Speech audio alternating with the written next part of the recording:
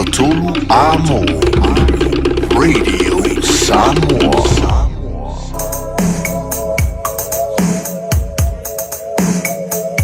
4, 2.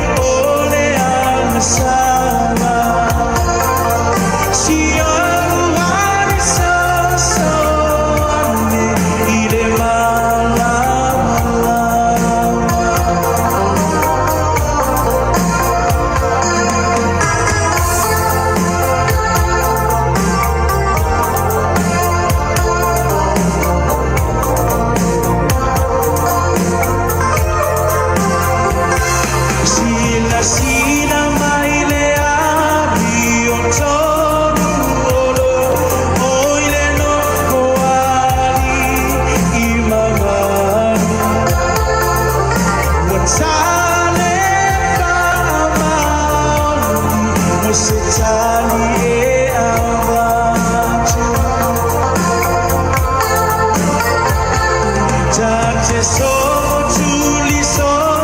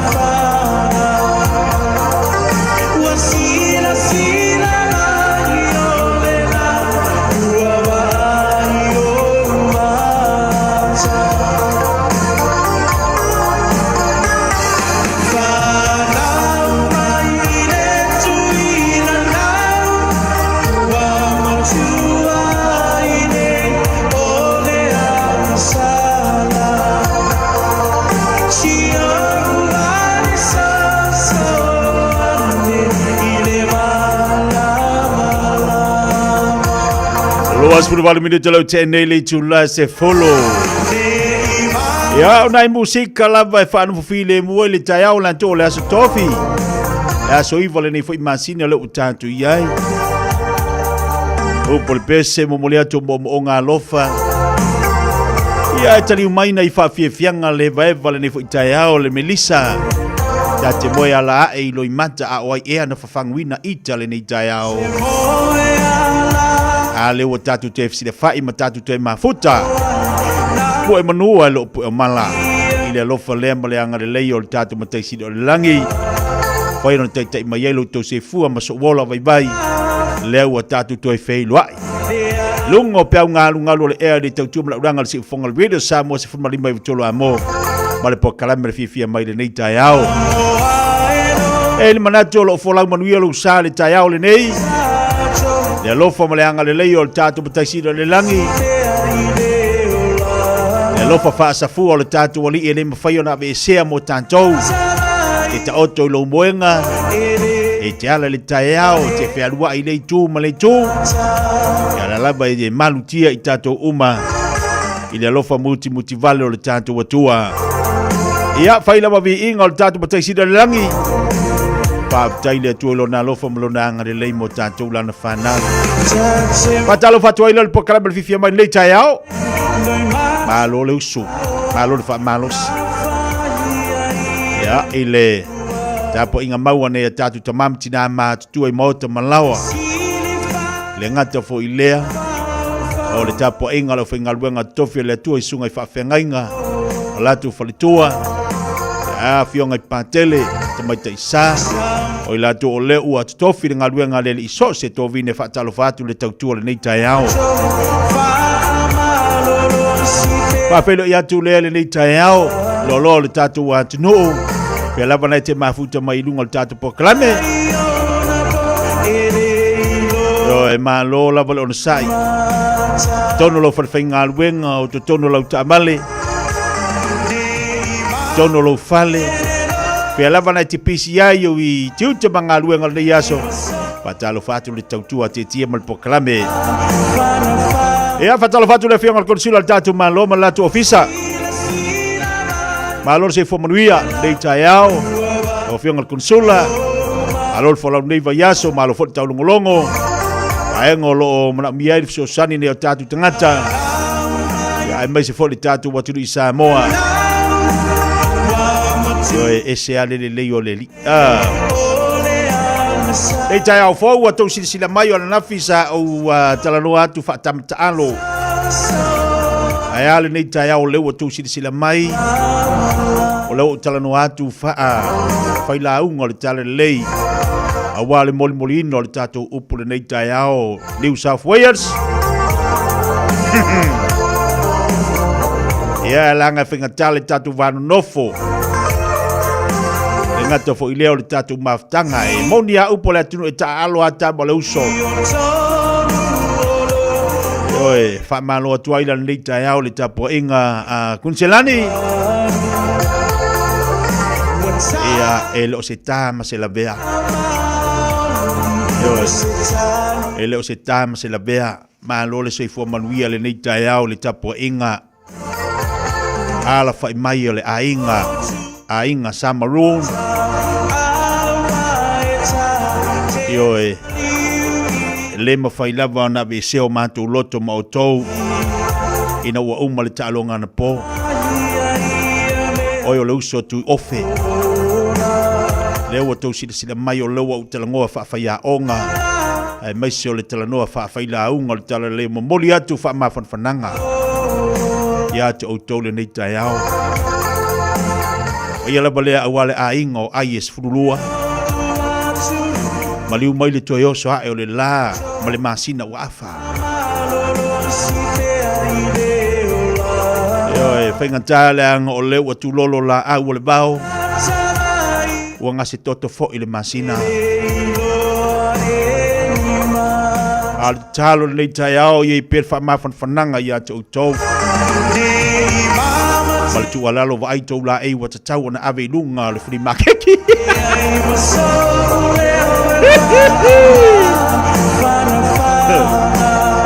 Le fa wa umana mamoli le fa mafan fananga ile to faya fonga mua se manu Francis Yone.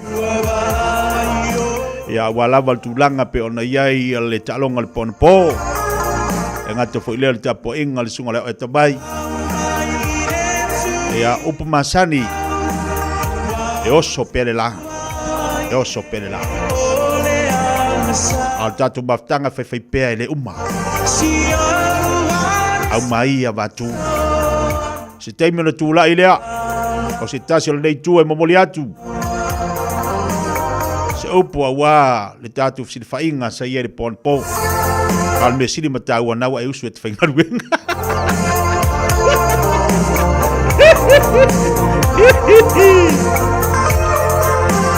Ale me sili matau e usu e te whainga ruenga nei tai ao. Lei se mela e le usu ai fua ina wa umar ta'alonga na po usu. Tama ta'alo na usu e lantu penke tala mai lantu tupe au ta'ua e usu fa whainga ruenga. Whamat whanwhana le foise uso whaife au ya. Awa pa au John Pasi. Ia malolo sa i malolo to tele. Se uso lo tapo i mai Samoa le sunga ia apila amo. Talo fai. Wa te tau na ave la i o oe fa tau tau de marketi nei sa valalo.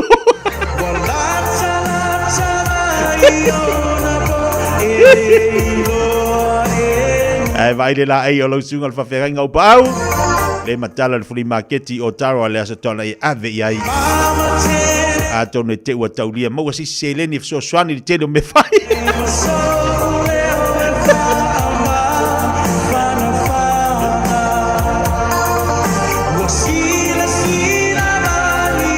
Yo tolo to tele. Tolo to tele. Yoi. Pau le mea taua. Ia maua e tori Fiafia. Maua e tori Fiafia. Awal fa polea o tou. A tonu uta ia salatai. O manga kua ilo fa fingia ngai ko rua le ngā fa sala lengu. Ko fula le pikongu. Wa fa sala la lengu o ia fa fingia. O le sipi kongu e sa uri si fafafingi ai kasi aringu le mafua angalanga fa asale fafafingi o nganga fafafingi o nganga le anga ke fafafingi fe e ko kongorengu au mai lo le si sa on ngale ainga le fafafingi fa sala lo o le si la fafafingi e ngo ya le le singo fafa le fafa finga sio ya le ala wa ba ku le fongo lengu fa mai over fake fa mai le ele oia ele oia o sio fa mai sio ele wa ave lo le fongo lengu o fongo lengu nga fa mo bol popokonga fo alu fa sala ya fa mai fa kwanga si makai ya mari lie tatu no tu se abandoi inai fa fine na fo ia ngai tau tu tatu nu a fa ia me tau le o mai tau le a fa fo ia ngaluenga le voluma yo lava de voluma ya manga o si makai fa sa ai ke wa fa kunga a di fa ko lo mo le si makai nga e sa o makai o le fa finga lo sionga e ke le leng matu su fa ko e se lola ia lo le makai le la ingo sio ala sa fa sio ia malili ia ka kongu a fa pe wo se fa le kongo sio ringi yaso ringi kayao malu abi fale ko fingalo a salauka ia kongo kai mangkuala pi kongo ure kai ole ia le fa fingi ngau le auka ia sio fasala longa sio ale fasala le ko mulo malik wanga ko ngambia fa ya fasala a ko nguku ya sala kai ale wo ke ko ale fasala ngawa ese ko ngamia ko fasala uba mau sen ngau pu asala ko ya ko kai fasala ma malik le ngambia fa ku kai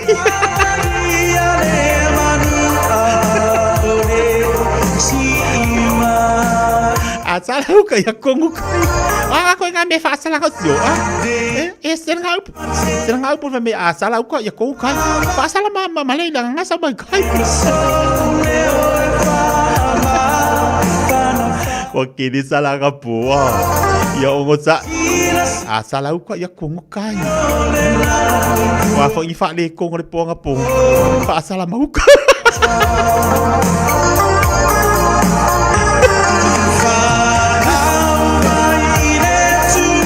sala ko ya kung kai ay don fa sala nga kai pa sala mau ka pai le mure chai o amari chai o seki markai malu le ongo sa isi de mangir ka lunga le ponga po ia le malu nga fa ya ku le fo ya ka ko we le fa pia ole aku wo mai nga mako mo ile o ile ai ile se mo ya mo la nga so ko le makanga oka se mangai ka longa nga mangai oka ke va yanga po bo fiu fa mo yo ma alu nga po ma fa po le ai ma wo pe fa pe le mo masaka kupe o kamaka alu kamisanga le ya ai so ye le ai ma se le bo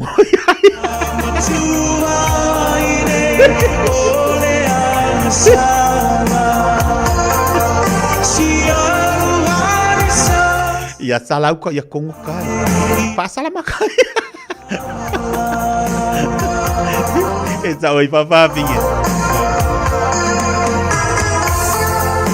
ya ongo saia pa sala mau kala ko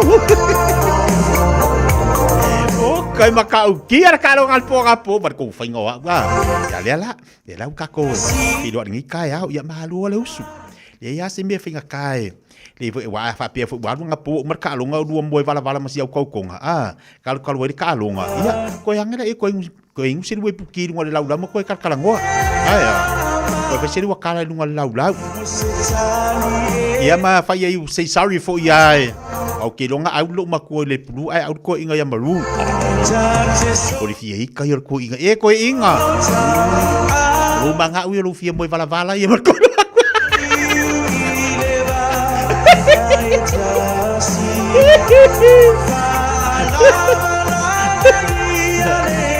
Wangar ko ingay umalo le pulu apo fa per ko ingal malu bakwa ya may miaki o wa miaki o kama ole makwa iba vehika kama fa ingal fa me kapel kivi wa pe ya ngai le pas ya la sida umakwa nga makama pole awalang pulu malang fa ngau kengi ayo sa ko inga kape markivi ke lola ia le ma ke ala ia le wa fa kapel kivi nga wala bang makamaka pa ba ai wingor kamalo ke la fa mai ya ba olunga ma melo yafu mai la ia olon moi okay ala ia le wali fia moi ko fa sido makwe masang ia kar ko de kalung ya nga mai saus fulka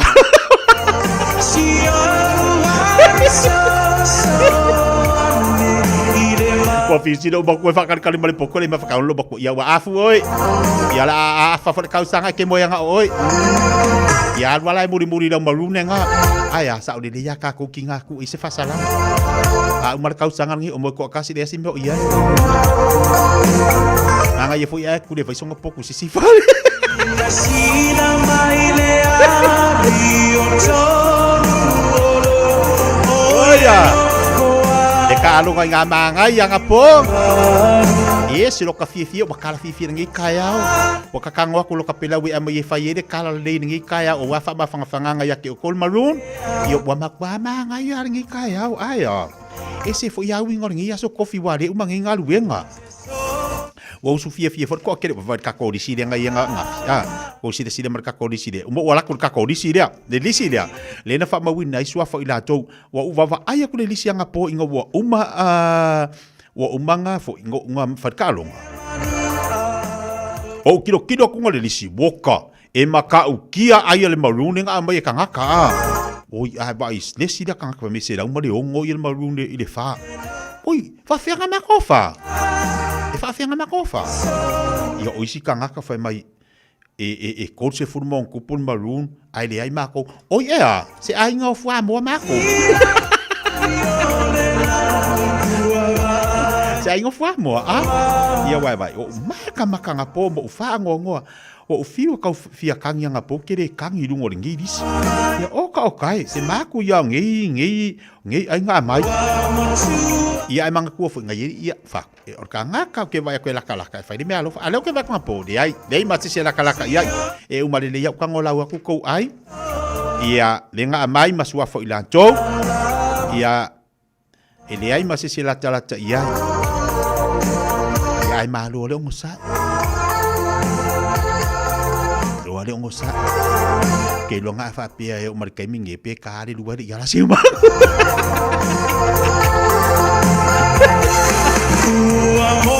e o mar kai minge ya la ka mo fonga muan ngai kai ya ya la ngai o onga le mea e onga e de sumali e fiu ke sumali le kai sumali le mea e fiu foi vai langue le kai sumali le mea la ngai onga la ngai fai no la ngai fai fainu kei lo ko e makui ma o ongal mele le ipu le wa ingure angapo ya la ka for mali ya la foi ka fa ma fanga ko ya la fa mai le vai ba ni ta yao ta te mo ya la e a o loi mata o ai loi maka ko maroon te wa ko ruai anga ko ru ko ngol ko fa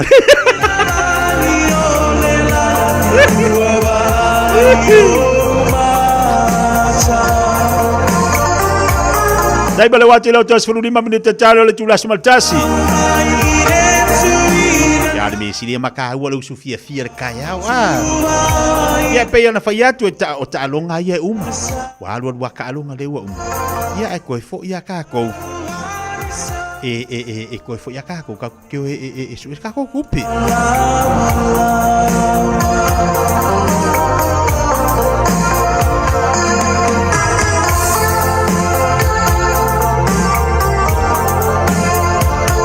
ko so ka ko kupi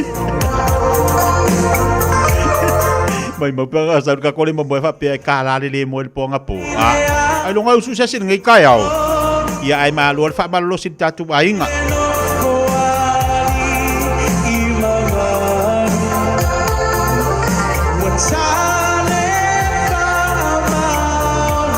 ia le sina mbelen na fa tu talonga po o talonga na fai i de foi ile aingo maroon le na faida ile na faida le talonga po ya a olenda uwa ba ya tasina va ngai mo fo de loto ya e fa mai le manu malo se mo fo lau ya ai le se me o ya wala kwal mo fo lau vivingi o umanga vivingi ko kukui umanga kukui ya ko yo mai ba makau kian mere ia ong sa ia ori me sidi makau ori mo me kongi ka ko fale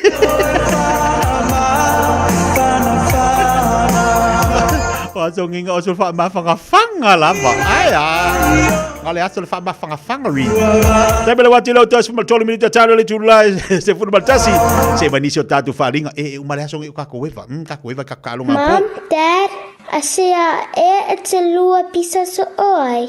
E fe alu so ai mam. E fa alu ai tato tupe.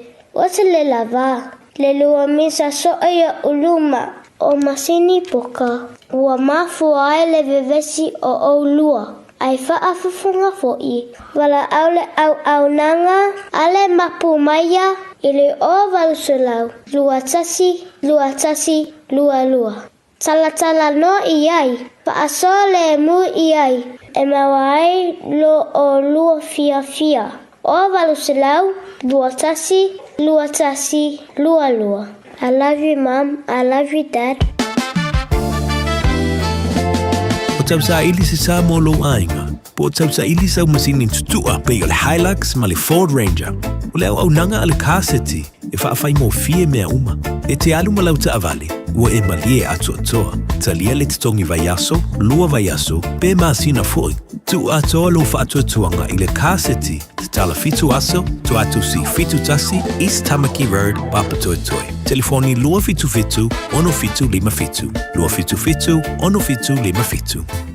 Mo tupe whamo moni Samoa, mana tua loa le Pacific Easy. O loo whaawau pia le tāru papitoa nao le lima tala, tutongi pia whaonga aina le Pacific Easy app e whaatino ai au tupe whamo moni, mai lau telefoni Fiafia ai. O loo awanofo le tāru direct transfer, ti posi mai ai au tupe le tāru account, ma whamani aina fasili lupa le telefoni, ma whaatino la foino lau tupe ai na whapitoa. Mo le tutongi no pidio le vai, mo li te ngā tupe so se whare tupe Samoa, pe tutongi ni no ngā tupe le numpi wha, Samoa Housing Corporation, UTOS, Samoa Land, ma so se au nanga Samoa, o lo mawhaina whaatino uma i tātou au nanga o le Easy Pay. Mo le Fiafia, o whaasoponia so se vahenga ni usila i o tātou la la, o lo awano fo i o tātou ofisa i o tara mamangele, pe whaonga le Pacific Easy Mobile app, po le direct transfer, whaasawa i lo taimi, ai sili atu na whaasawa i nau tupe wa taunga tāle penisini. Mo nisi whamtalanga wala au le telefoni o Valselau o Tasiono ono, po numero masani au kilani o le lua fitu ono fitu iwa fitu wha, ma le lua fitu ono fitu iwa varu wha, Pacific Easy o lau paanga mo tupe wha mo boli Samoa.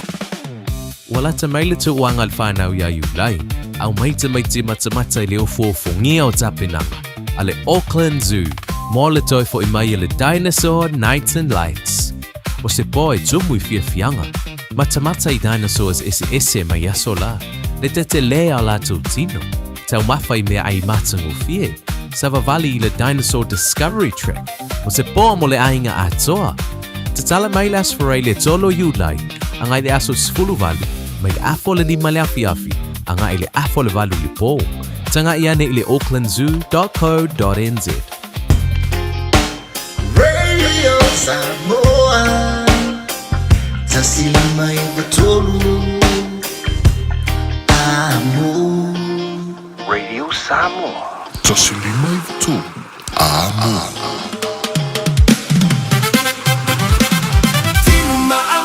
Fai malanga lo le pe asu e se la au e fua tele nau Mua mua ta milo e buli tau Upe va e tasi a e faa e tole lau Timu maa fai malanga lo le pe asu e se la au e fua tele nau Mua mua ta milo e buli tau Upe va e tasi a e faa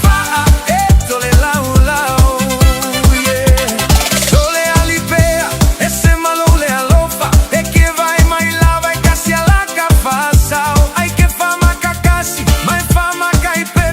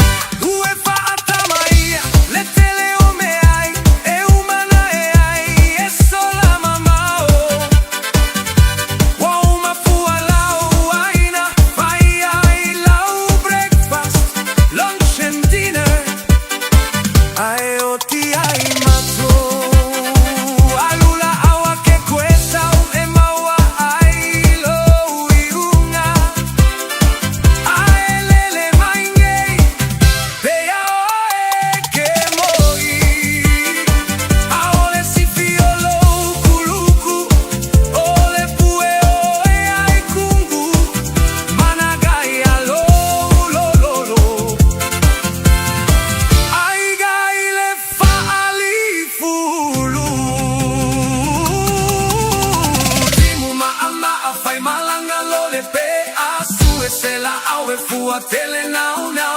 Mamua tamilo milo e muli muli tau tau.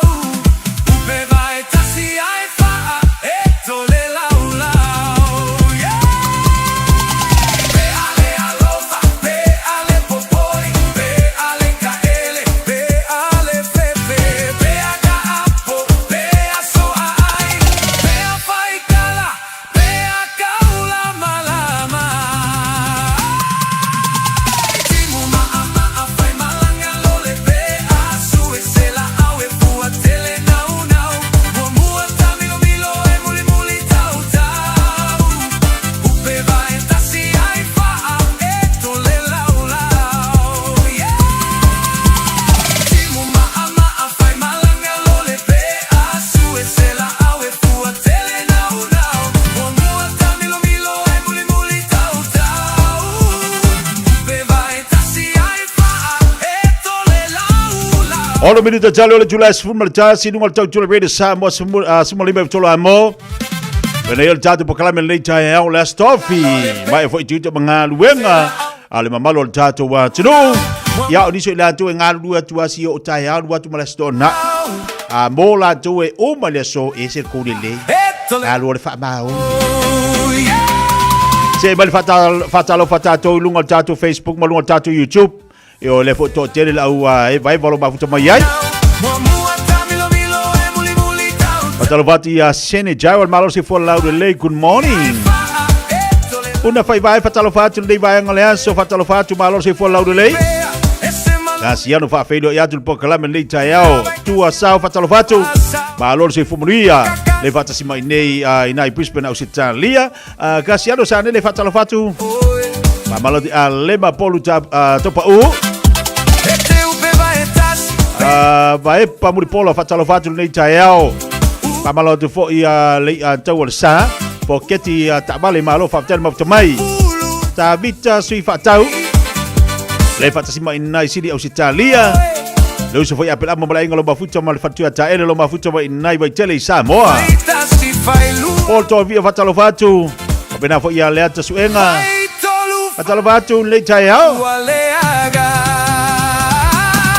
Kau mama sebe fatalo fatu balor si fo laude le e wa kau dia en se lang dia ise ha Kau manu teo fatalo fatu balor si fo muria Poi fatu fatalo fatu tatu pokalami fa pena fo ia pele falili balor si fo muria li tayao fo malo tu auto misa fatalo fatu fa pena fo ia sinan lasi dole fo Malawat ya si manu Yosefo atau fatu ni tau le mafu tatu nei offshore ya mana ya tatu tengah Samoa ini fatal fatu malor se fu lalu lei Filipina anlesi malor faften mafu mai dei ngalu fatal fatu to tele la to le welunga tatu Facebook pa malawat ya Filipinas yoni malor se fu lalu lei fatal fatu ya li atawa ya onisi do ilato ya Johns Leota fatalo fatu si manu Yosefo fa felo ya tu tatu proclame ya talo fatu fo isi usi ya sasa eskielu dasi le prafa moino al maroon ya epita i waleto epikia ona wa Leofi Leofi mse vai ya fatalo fatu le unang matau le tatu tu sa mau le tatu unang matau na Manhattan i Monrasco Kata siya magtanto faralo inay Avondale. Le fui ala atala le aso atayo la samalolo au te polis tam of tanga. Le fui nga Samoa malfatu ya lis wala fui nga luenga faftal maftamai. Pa felo ya ti Miriam mafontia. Ya malolo si fo laude lei si manu Yosefo. Fatalo fatu le tayao ya ti tala.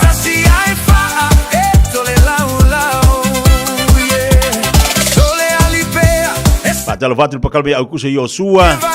Sanga la tulipe Miriam fontia fatalo fatu ia mal totelo la to le lunga tatu tautua ina uto 2 minuta tale o le tulas full baltasi fa fianga botato tale tulas full baltasi ona se mai lo le vatu tatu telefone ngal Britania se atu tatu ya Amerika Samoa le tautua bala udanga le sungal fomai Dr. Royo sang e matatu talo to mai Amerika Samoa Ia nei whawhiwhianga tu si mai pe a e tau nuu i New Zealand po whialawa lea tunu. Le ta te whatari atu po lea se tali. Whai le mua le tai au. Ina o wawa i atu le whaauli mai e se ale pongi sa o le ne yaso pesi aso pongi sa. Tu si mai pe a tau nui lo aiga. Se tonu mau tu pe fa tau nuina. Ai alo famoni mana tua maita. O te no fatapu aina ilo umatelaina. Moile po ai uale galo oe. Talo sia e taunu o ta fa moe moe. Ia fantasia o au ma oe. Pei o tala no aga fai so oe.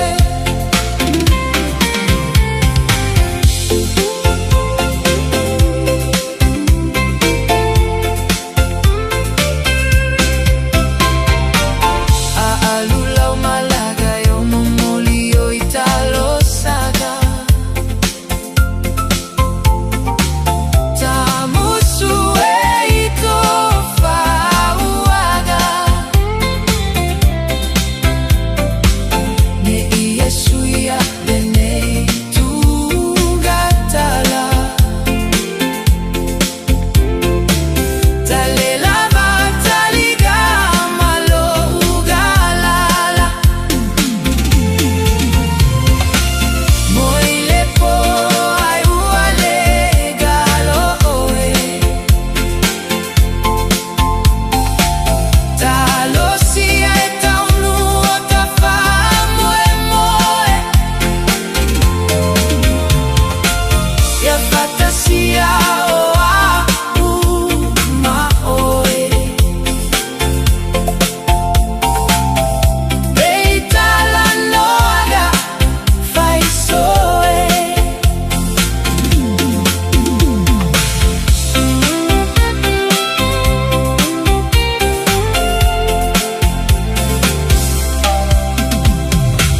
Se fa amoe moe nei le Ua na o le Radio Samoa se furulima iwa toru a mo e tautuaina o e ilangu ngana fitu aso le vai aso.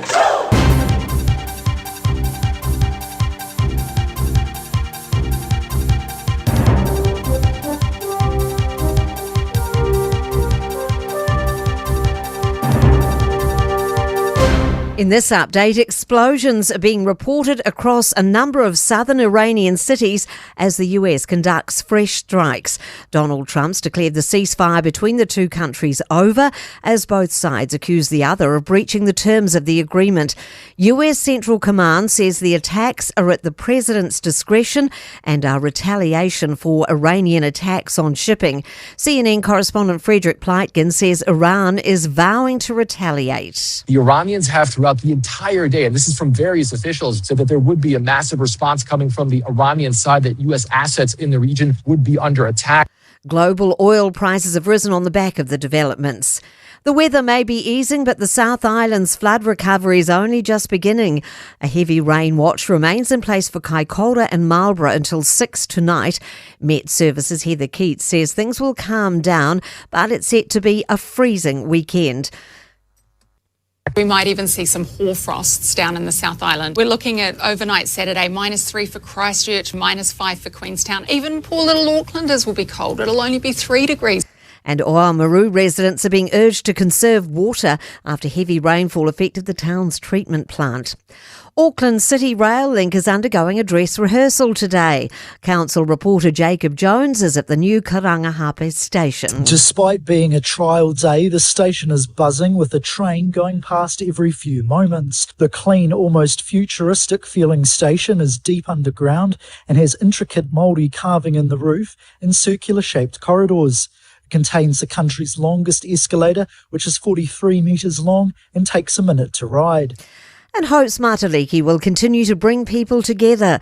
Chief Advisor to the Government on Matariki, Rangi Matamua, says there are countless ways to mark the occasion, including attending local events or a smaller gathering with loved ones. I'm Kay Gregory and that's news. In sport, Queensland coach Billy Slater's bemoaned a lack of accuracy in their 30-12 defeat to New South Wales to lose the State of Origin League Series 2-1 in Brisbane. The Blues burst out of the gates to lead 18-0 after half an hour. Slater says they did well to claw back into the contest with tries either side of half-time, but they struggled to maintain momentum. We scored a try or got taken off us, in 10 minutes to go, and we get those plays right, and it's a different ball game. And there was quite a few of them. I think we made 14 errors, so it doesn't help. The Maroons have now gone 3 years without winning an Origin match at home. And All Blacks coach Dave Rennie's confirmed captain Ardie Savea will feature in the All Blacks team to meet Italy on Saturday, despite speculation he may be rested after a high workload. That's sport. Why did I join People's Panel? Because this is the city I live in, so I care about it, and I wanted my voice to be heard. Search and join the online People's Panel. Complete surveys, win prizes. Tāmaki Turiki, all together Auckland. Tā lofa lava Aotearoa. O le tala Fiafia, ua whaiti jenei tausanga mai leono sa fulu 5 tausanga le matua o le soifua. Ua whaatino nai po le kalame o siaki ma whaata o le kanesa o taufale. E le esenga le winga tele te whaia. E au lia lo le 5 po le 5 tausanga le matua o le soifua. O le alafo fua atu I lau pusa meli, ia le pusa mo suenga ma whaata o taufale. Ma whaamanu I atu lo waso whanau. Ai o le vaenga le leiai. O le a maua fua pusa ma mea whainga luenga. O le whaatino ina o ia ata masuenga e tai lua tausanga malafu atu. Se ia o lava ina I au lia le fitas fulu 5 tausanga le matua o lo soifua. A vave iloa, ma maua unga o le kanesa I le amatanga. I suenga ma whaata o taufale. E mawhai o na tonga whitia ma le manuia. E le aise te toni. E vave ma whaingofia. O suenga ma whaata o taufale. E mawhai o na whaasao I naiola. A maua lola pusa. Lai loa.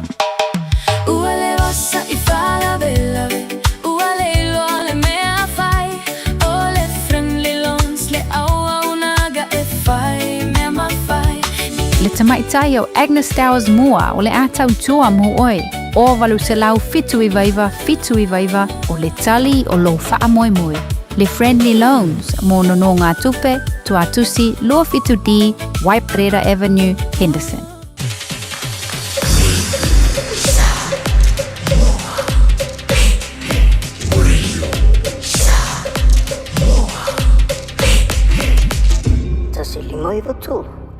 Hey, don't be that guy or that auntie ignoring a sore throat. This isn't just some drinks and lemon tea in your sweet situation. Untreated sore throats can lead to rheumatic fever. Nobody wants that for their family, eh? Go get your Pepe's sore throats checked at your GP, school nurse or pharmacy. It's quick, easy and most importantly, free. So come on, whānau. This summer, take care of your tamariki. Get it checked and get it treated. For more info, hit us up on socials at Stop Sore Throats or visit stopsorethroats.nz. O e sauni malanga I Samoa. Maratua lola moana rinto solo o maua I so se tu ai ngā taavale e talawhea ngai mau mana onga. E mawhaiura piki la taavale mai le malaiva le le whale o lopo o whangalii. Whaapelo tātou o fisa au tui ala fua. Pe momoli atu fo I le whalitali malo o loo e wha mautu ai. Ai ngā whaabitoa. O lo ia tātou insurance cover e te fili mai ai. E nani tupu se whaalawelave ai o loo iai le wha mama avenga. Maratua lo iai le tātou account I New Zealand. Pe lafo sa fo I le moana rentals e whaonga ai le Pacific Easy, e whaonga ai lau credit card, e whaatino ai le tongi na o lo sa. Mori si whaamtalanga wala au le Pacific Easy I le ovalu se lau, o tasi ono, po onu mera masani au kilani, o le lua fitu ono fitu iwa fitu wha, po o le lua fitu ono fitu iwa valu wha. Talo sanga e transfer o I le moana, pe asi siane le tātou Facebook o le Moana Rentals, po le penga te wha ilangi o le moanarentals.com. Moana Rentals o laupa anga e taitolo ina oi, au e malanga siasi I Samoa. Le Shine Dental, susu mai le latou falefou. O te le ma matango fie, e whaia fōle siaki au o loa, whaapele ni whawhampi e tasi. Moe wale stala mai o fau mai I le Shine Dental, I le nau le 5 se lau I vaiva tā la. Fiafia quotes mo le wins ma le ACC, fatasi ai ma le faifua tong fitinga mo full valuto sanga ngai lalo. Le Shine Dental, hafia mai loa i le 575 Great South Road Manukahu. Telefoni lua fitu ono fafa, lua fitu ono fafa. Shine Dental, your smile, our passion. E ya inga fapito.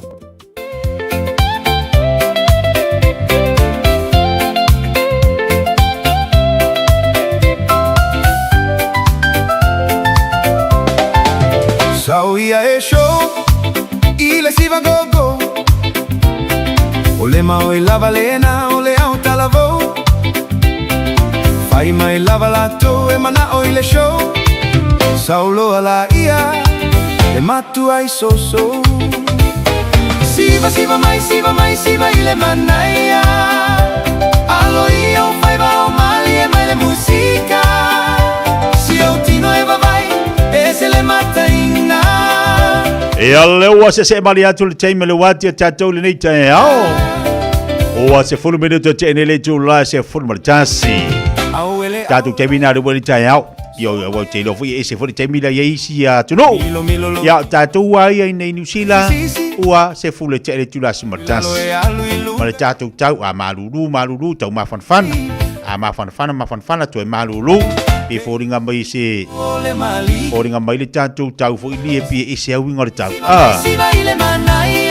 ea on sai bali tātou atu o le to e tau whai atu langa e tau whale tonu mai tātou ta inga ma Samoa ea ile sunga fo ile fo mai ea wale tātou whasoa ma tātou pakala me pe ona ile rei tai au ea ai le manai o lewa whatasi mai le tātou o mai le sunga ya Dr. Rio sange mo tatu pakala le tai au la tatu se ro ya mo Samoa le anga lo te wa ya tolo tau fa le tonu mo le tau ya mo Samoa ya le tau fa le tonu i tatu so tainga le tai au fo fa fa ya tu lo sunga fo mai ya la to fa lo mwenga malo si fo moria malo fo lang ma le tai au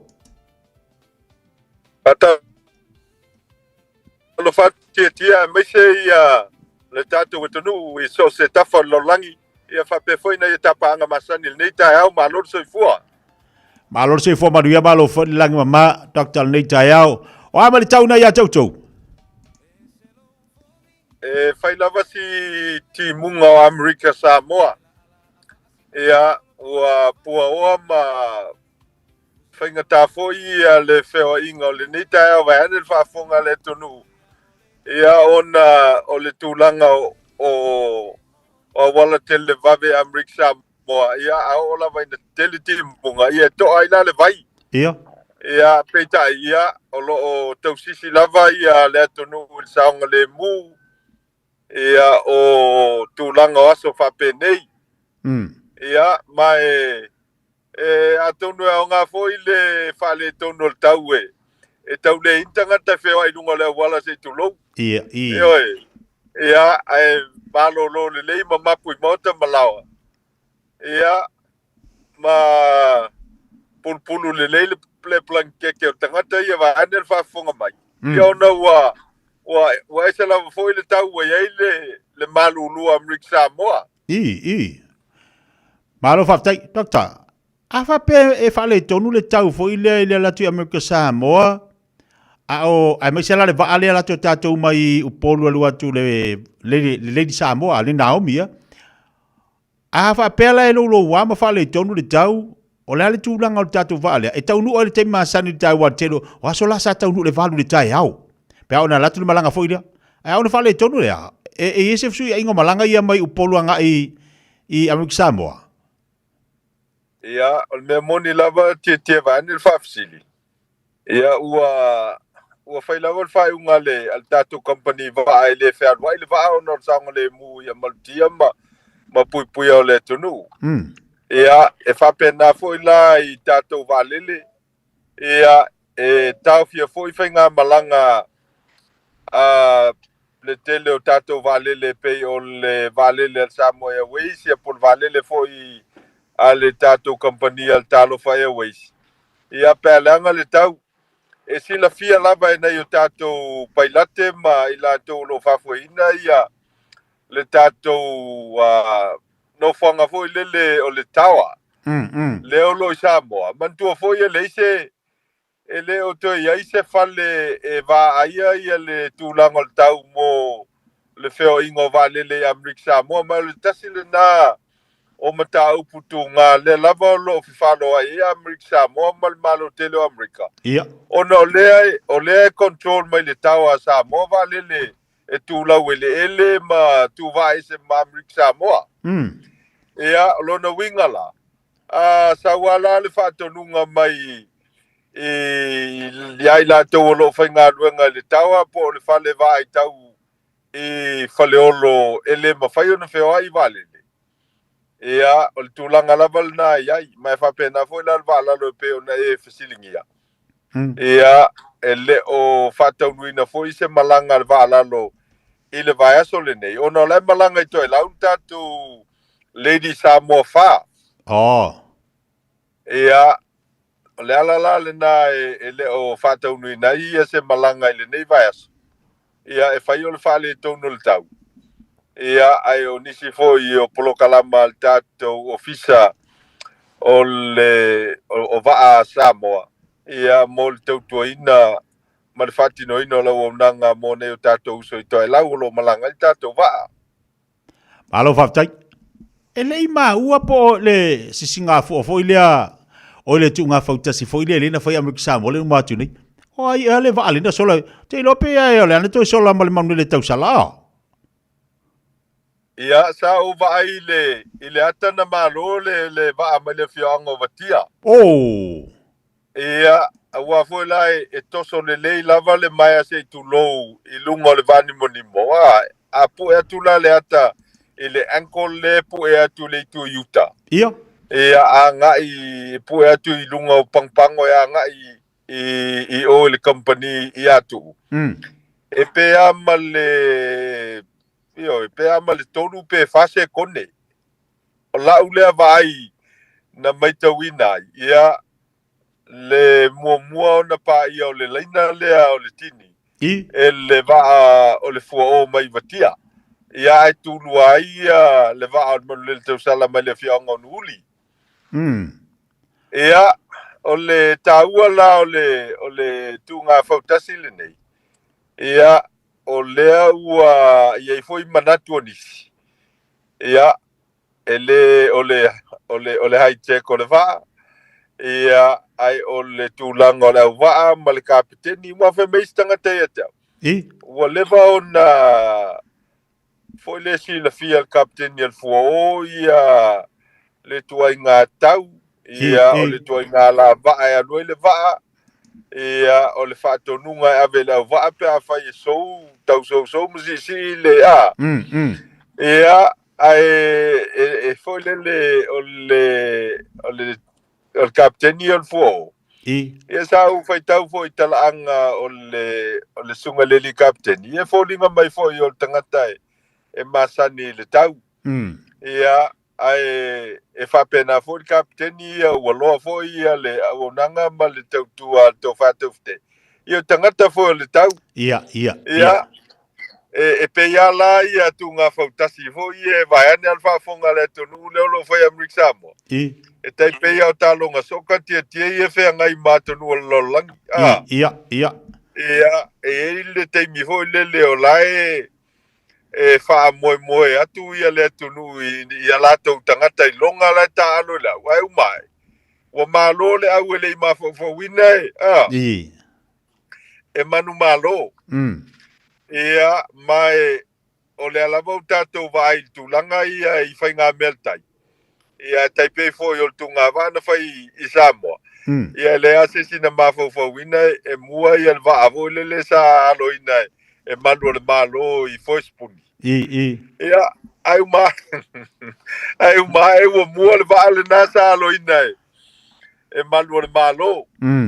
Ia, wa le alava e wha moe pese ia whai mai au o vaa o aingo tai o wao tangata o tai. Ia tangata masani ia lo vaa wao tangata whangota o tangata o ngata i whale. Ia i se lava me tupu. Ia, manatu foi nisi whai mai ia ele i taoto le tu ngā whautasi le te mina matai ia po whea e anga ia langona whaalia o si o mātou foi ia atunu ia Amerika Samoa. Ia o le mesili ai. Ia o le taalo whaatamali o li vaa makapiteni. Ia whaatasi ai ma tangata alo vaa. Ia po whea lava lae e a ngai el tau nuunga o tunga vaa. Ia ele ia se si hoi lele e oso na mai. Ia e pe ia upe masani le tonu. Ia e ta aloa tama o le uso. Ia whaftai fo i saufa ingo fioanga. Ia. Ia awa pe yo ina. Ia e ma popo mamaluti ai ia tapenanga le malo. Ia ono teitai o afioanga. Wa lato. Ia e whaato a fia mali ai ia tūpulanga. Ia e mise o wa. A lele ia la teitai o afioanga. Ia i le lato whato whala inga e whawhi le mua i le tunu. Ia e mise o liva o kapteni ma wa. Ia e while musa moa. Malo waftai. Ua mai ale tuto tasi a Amerika Samoa mai au foi ia whamana tūna tuto tasi pe ona ia malo telo Amerika.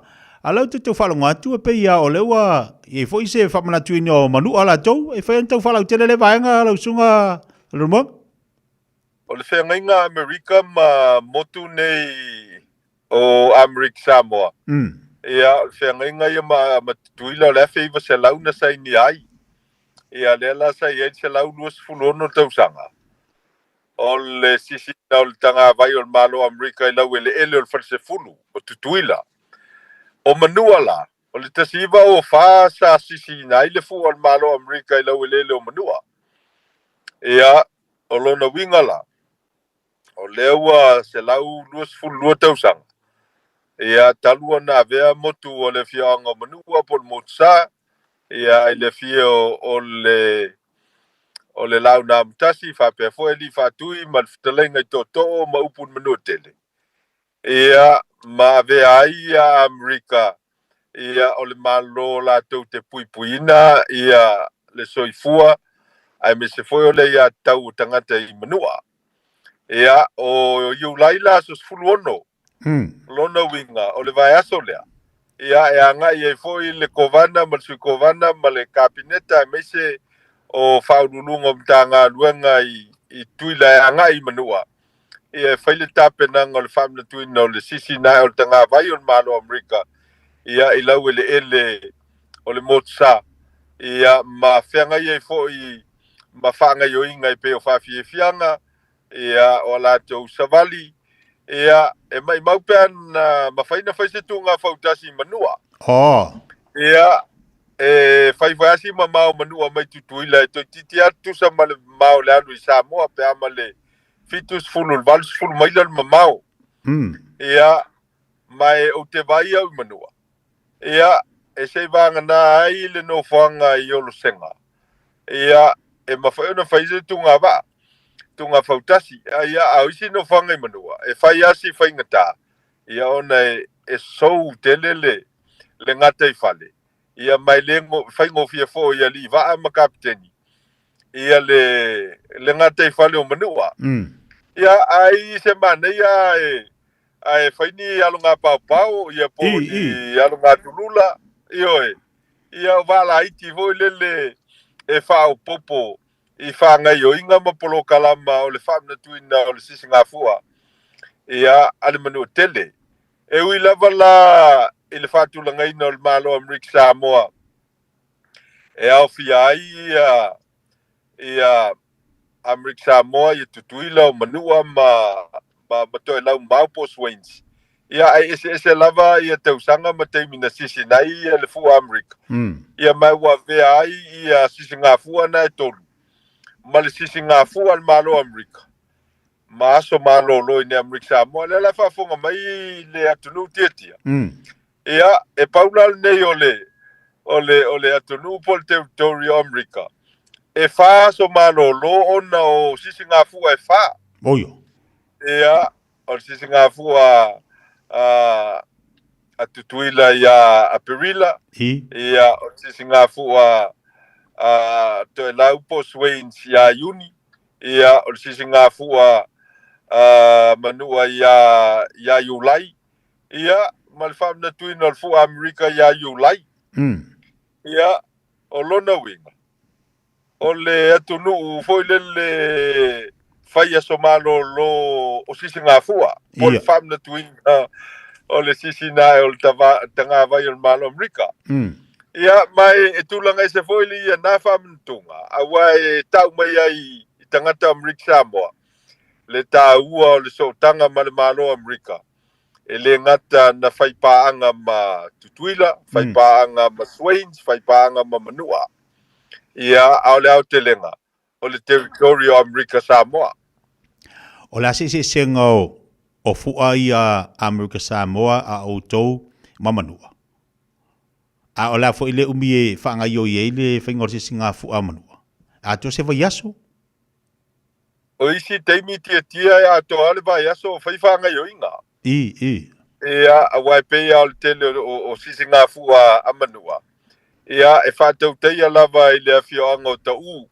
Ia, e le vaenga lea e manatu ia lau whaito wha o le Manua tele. Ia, o le no whanga le ta u o le malai tele po le malai ta peito whinga o Samoa. Ia, o isi la whioanga. Ia, e anga i umai ta u e whaia lato polokalama. Whaia lato whawhiwhianga. Ia, mai e masani na whaia lato tālonga o le kiwikiti. Ia, o lato tālonga o le volipolo. Maisi uma tālonga. Ia, mai mawhaio na whaatino le vaiaso atoa. Ia, au lumana iai ia le sisi no le fua ia iulais fulono. Au tele lo tia po e sila le fua. Fo le tanga vai o Manua. Le lanu mea mata le lata le moa tu lo whafonga mai. Ia, ai maneia fo ia le whato whala i ngai tua a Manua tele. Ia nā lai on whataua le ata o le moa i le lato tanga vai. Ia mai e fo le lato lava vi o le lato fua. Ia, a whaila e te iai i le sisi ngā fua al Manua tele. E se la foi lo langona. Awai umana na sisi le fua Amerika, mausu le vi Amerika. Ia sisi le fua Amerika Samoa, mausu le vi Amerika Samoa. Sisi foi le fua al Manua tele. Ia mausu foi la latou vi. Ia sa tu siam tapenaina. Ia tama whanau al motsa. Mana ia al whalangona. Ia awai e se fulu tausanga o walu i fua ia Manua. Ia ese lava foi le langona. O mana ia al whalangona e lo ai le tāua o tua a matupuanga o i lātou ua whaingoina o le tangata Manua. I le lātou so tanga malamalo tele o Amerika. Ia me se foi o le tautuaina e tama whanau o le motsa ia o le malo tele o Amerika whape foi le territory o Amerika Samoa. Tele la ia, ta penanga o le mari o le tōpitonu o le tele foi o sisi ngā fua. E umai ale tau sanga na o sisi ngā fua. Ia ma le tele foi o aso malolo. Ia ma le tele foi aso malolo. Ia te autou. Ia ai. O le mari o le na. Tau o foi le ai. Ia ai mari ia. Pea la o le tutusa ia manua ma tātou a. Ia atou te ui si teimi foi le. Ia ni wala au dia mea tātou Samoa. Whamanatu ina foi le fua a manua la tou. E moni le saunoanga. E a whaila o to tele o i lato lo e mpapa o i Amerika Samoa. Ia o nei o tātou usom tō whawhine mai Samoa.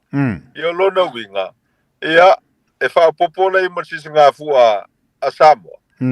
Ia a whaiala o tangata a ngai luna whina ngalo i sisi ngā fua maso malo lo sisi ngā fua. Ia e umalele al tausanga peo na e saunoa.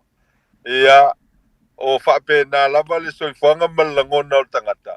O le langona o tangata foi le e a fia i mo meo whai ngā malo ma sisi ngā fua.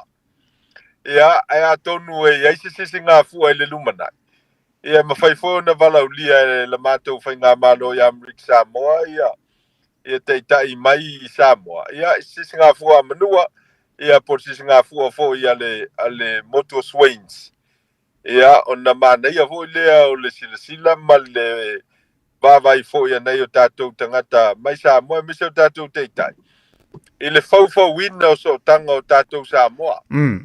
Ia a wai e pe on sa no foi le fionga le li pa mia fa pe foi le fionga le kovana ya Amerika Samoa ia o tatou ai o le ai ngai tasil tu puanga Ia. ia po la lava te me fatino nei si singa foi lo le tel tonunga ia te tau lava na ia uma te tai o Samoa na lua ia ele ngata si singa fua Samoa ia yuni ia me se foi la ia si singa fua ia Amerika Samoa mo tuila manua ia maswains ia e la tau te langona nai ia le tāua fo tātou tupuanga ma le whaololaina o tātou tupuanga i motu sa whaatoaina nei o tātou tua sa ina le ngasua le teitai au ia le o tātou sapi ei nei o mai le so Alo whaftai, te lor moenga tala niso vaenga me lo tupu tono Amerika Samoa, ia mai se fo ni ia manua, ia ma le so tanga fo pe ona ye tātou i Amerika.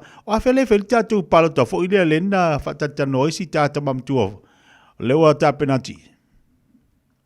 O le palota ia Amerika Samoa mulmulta il palota al malo telo Amerika o nove maso no te usanga nei.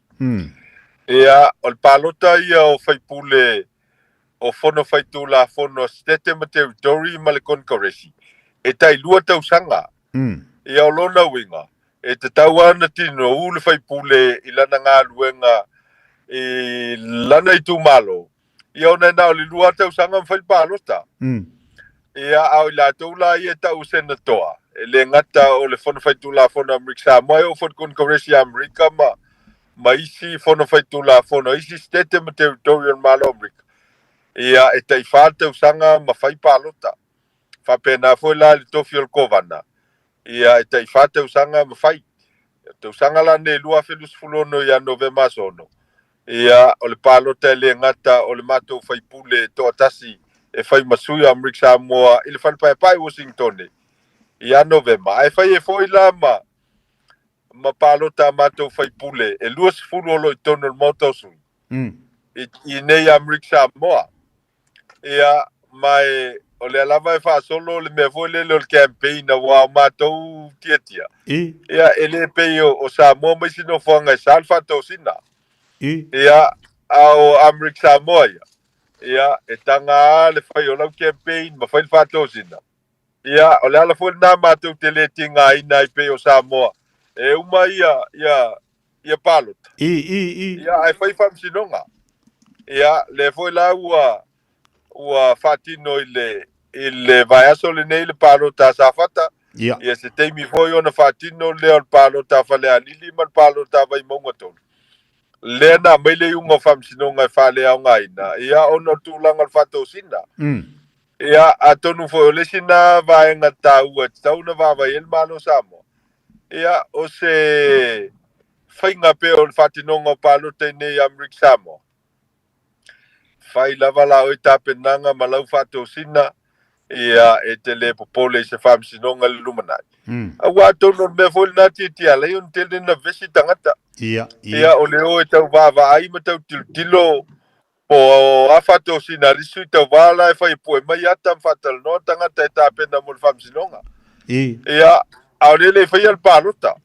Ia nga ke ala ia le wa afia koi malesi. E leo e whaisai li linga ia. Awa leo e tapena ia whaatino le palota ia manuia le palota. Ia e foi tu le lei o tu la fono e pui el fatosina. Ia au le mea taua. Ia o na afianga o te taua nei loa le atonu. Le se senga o tua inga systems o whainga palota. Ia mai loi tu le lei mai tu vai. Ia me se lava ia le saunga le muwal mena tau ia tau. O le whainga palota. Ia e te tau on whaatino mamaea. A o laifi le mu le tunu, ma saunga le mu tangata o le tunu. Ia le tapenanga foi la leo lo whaia nei palota. E le aia se vevesi tia. Ia fi le mu lava, ia le tapenanga o palota. Ia feofo ftai sui tau vā. Ia sila tu foi la tangata palota o lae e maupopo sui tau wā. Ia e whapena foi la i tangata palota. E nofo le lei, ia mafetau siai ia ona e fai asila I kiki o le motu le nei io a tonu e maosau tala fu le fai le tangata e te lua fetau I le aso lava le nā I le fale o loa ona le titi le motu ia te le lopo le ale tua inga petale inga eo ai o le ala le nā e le te tau ai ona iai ni whawhita au li whapena I Amrik Samoa e te tau lava ona fetau siai tangata masos tangata ia manofo file mu manofo lele ia ona fewa ia I te miuma Mare te lele vaenga le wa o ye le saunoanga lausunga le forma lita ia me o fa tosina se la mana I o to I Amerika Samoa mo fai pule ta pena le la fu I lo si ainga ma o I kalesia wa pe o maftanga au tatou la te mini ia fa pe ke wa ka penga le paloka ai ke o fa ka o fai pule la sa uni la ka pa ingu fa lo longo winga ave fu nga fai pule fa pe nga va yo fa ka o fai pule la pa ingu ke o fa lo o iso o de pa ingu fa ka o le fa singo nga so va pe ke o ka mo ka fia ingu le wata fai atu ne le fai pule fa ka o la fai pule o le lo mal pa lo ka ko lua so pe ko kasi de so longo winga waka ku fo fa masingo le apa ingule kasi va ko fo ye sa o lo so no e moni le le tia a si fiela tia mele sa no ya awana tupu ya ta una lo tu le si ol matua talo sanga tu se lauta la o lo na fala velave ia ona avele ya tangi lo matua ele mana onga fo le se leni ai o ina fai fam sinonga walu lo matua ave on fam sinonga fam mai sa o pato sina ia se fiala tia sa o vai sa o ai fongo lo matua o fak vai ba ngia o fongo ke mile ngai kangi ko ai se lenia ia ale vai atu matua suia o e pula ita voile ia mai mau penga fa penga o fonga ke mile ngai lo ko e ka sanga se wa fel ta longa ia ta si ia fa nga filinga ia nai tu malo ia te tasi e tolo te toe ia umane ia wa fai o ia tu lai mai wa lava io e to fo e fa nga mo ia Yesu le fa le povio ia ni causa e moni le lo sa nanga fa ia ole alunga le aluai ia le fati nongol tu la fono o fenga palota a Samoa e umalele al tau sanga le nei ia ele ito alele ia wa e umalele fo fenga palota le la alu ia ta pena voi fam sinonga la tau ia le fato sina mai o te tau ana fai se te unga ia ma se fenga al tatou tu la fono ma tau pula vale le fato sina ina ia vave ona toa le leil tatou palmene ia mes foi o afioanga ia fianga fam sinonga e mulmul mai ona le fato sina ia ai moni le leil sau noanga ia ona o afianga ia pe a fai e fa ua lava il tulanga o tula fono fai nga paluta i sa molte minei malo fa tai te ngol ta fa sol nei tai ona ta taimi o le tulanga fo ile la sau sida i le temina tu fo ile tu pe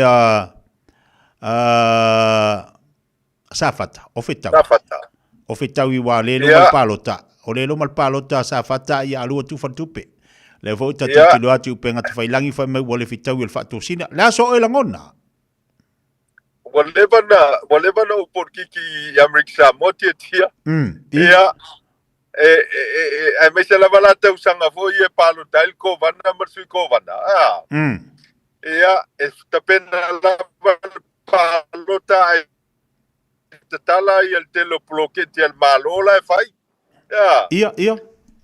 ia ele fa pe a o te mel palota ele fa pe o te mel palota on tapunia le o te talanga ma io e ploketi al malo ploketi fo ploketi fa wau o ploketi wa maia e fa wa pe ona fai ia mai e pe ia ona fai lo atu te mo sola ia o le tangata la bala tu la ile foi ia por fai pule po le pale mia ia o ia le na e ia le advantage wa o la lava e fa nga solo ia nga luenga e whaatino.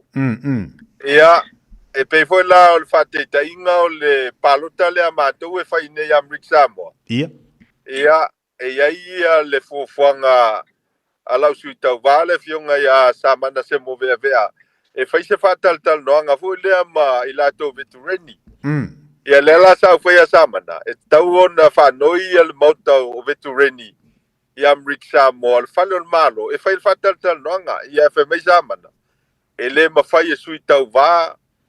Ona whaonga le mauta le na. Se vanga na ai ia le fionga ia ui whaatali au mua matai. Ma whai ona whaonga ina.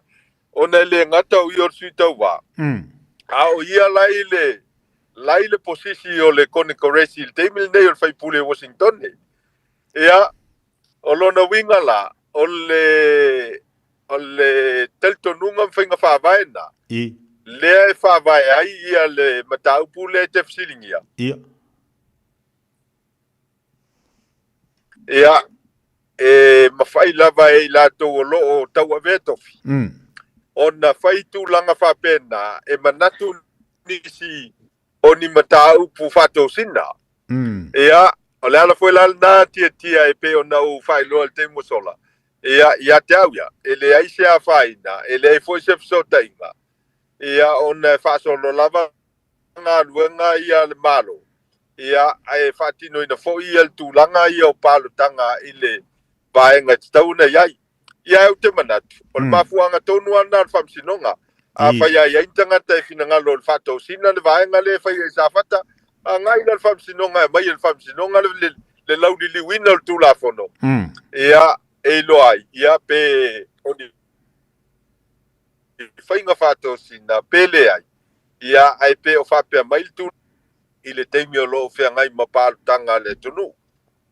Maria tele le whaamamanga o sia vaenga fu ile wata whaaso matatal no ai. Ia awae e mo iei le upu. Wa ole wale ilo nge po whea konguri me wa ai tatu. Ia tapisa fu ile tupea le tu malo sa whata tu lou wale whaafonga me le tu malo. Ona o le fu wa pi o angi nga whama. Ia le fu wa kufar kupea sa whakarikai me whare pāloka. Whako singa. Ia ole nga kari foi tapisa mai le tupele asi tu malo. Ia alua kufa foi. Ia le fu ka pisa ka ko al mea siri ai. Ola ai pese fia sa fa kai ole mbula kai a fese lau. Arngi. O koe fa usi falo le kumalo sa fa kam fa ka pusa sa fo wangi a pese ai. Elei. Ona o tau marisi ui o tapo kala nei tai au la fatu la fionga. La jungal fo mai la si vaenga te fia sa uno iai.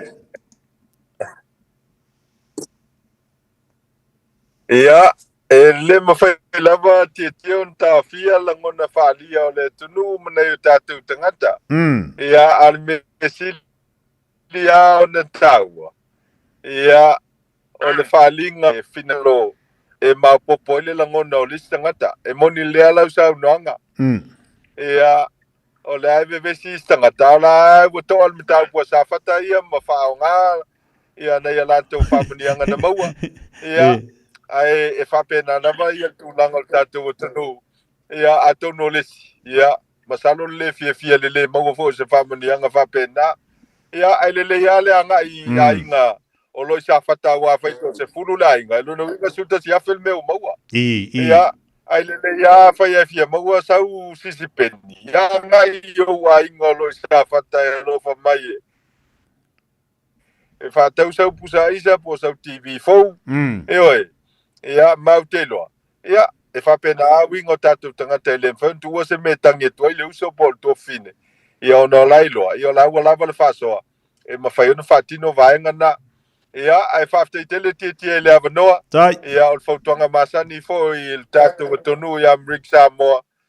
Ia, mo avita vale, whai mai. Elo sa. Ia, mo le tonu whai malangai. Ia tautua nasa mu ale tonu i Amrik Samoa. Ia mo pelma poponga. Ia ai maise. Ia ingata i whawhai ngofie. Ia mawhai ona soifua le tonu. Ia i le fi le mua titau ai. Ia ma poponga o nei o tātou ai. Ngai maise o mātua mana i whanau. Ia se upu wasala i le whasoa. Ia la foie nu le na ma va tele lo to finangalo mana malama ia e fa tele ia mo lo mate wa no so foia Malo fa te tele lava la to fa pau o sunga fo mai mo tapo kala mi fa so le fa poponga le tae mo le va yaso yo tae au le so malo lo matou mo fo ilo se malo lo o mi mo ne o matu tangata mai ngai nei ye lu so inga ruenga le malu lo ruenga le so tae au tats furu la lava pulo ia fo le si va tu fa fonga mel tatu atu au winga la volta matu o lo fa si malu lu e sa oilo sa unanga doctor fa pe o le ainga fo ka ikaringa fiu la inga loka inga sa faka vividi maliu ele yang wak vividi maliu dia ale la waku fa lol setting ya sa faka go ako e la kia karia se ainga loka inga sa faka ka ngongo kula dia ai va table ta fa so nei tai au la tatu te fe do ele sa fo le lo fo malanga leo le tua manu foi fi au mangalu ngotol nei va yaso ia so foia Dai bale wate leo toe se fulu male ono minuta talo le tula se futbol lua. Me olo tupu tono Amerika Samoa le faso mai ai ia le tofa ya pau. Dr. Royo sangi bal tatu te tua. Ya wa si le fie fo ia me olo tupu le tua ke lape. Ya vai le manai. Ya nga to tele fo tatu pa anga tatu ai nga leo lo mafuto mai Amerika Samoa. Ya leo mfana fa fonga yai olo manuia ia Amerika Samoa. Ai nga malaba. Tatu fu ia Samoa tatu Samoa la fu manuia tatu ainga wale me ia mo tatu apa kunga fu lo le staki se pawanga ole apa ole le mo ngi ya tatu ai ma u pe nga mo ia wolo fatu ine tatu ainga wo panga malava e se fa fenga luenga la tolo mafuta mai tono Amerika Samoa a wolo fatu manuia tele ne yaso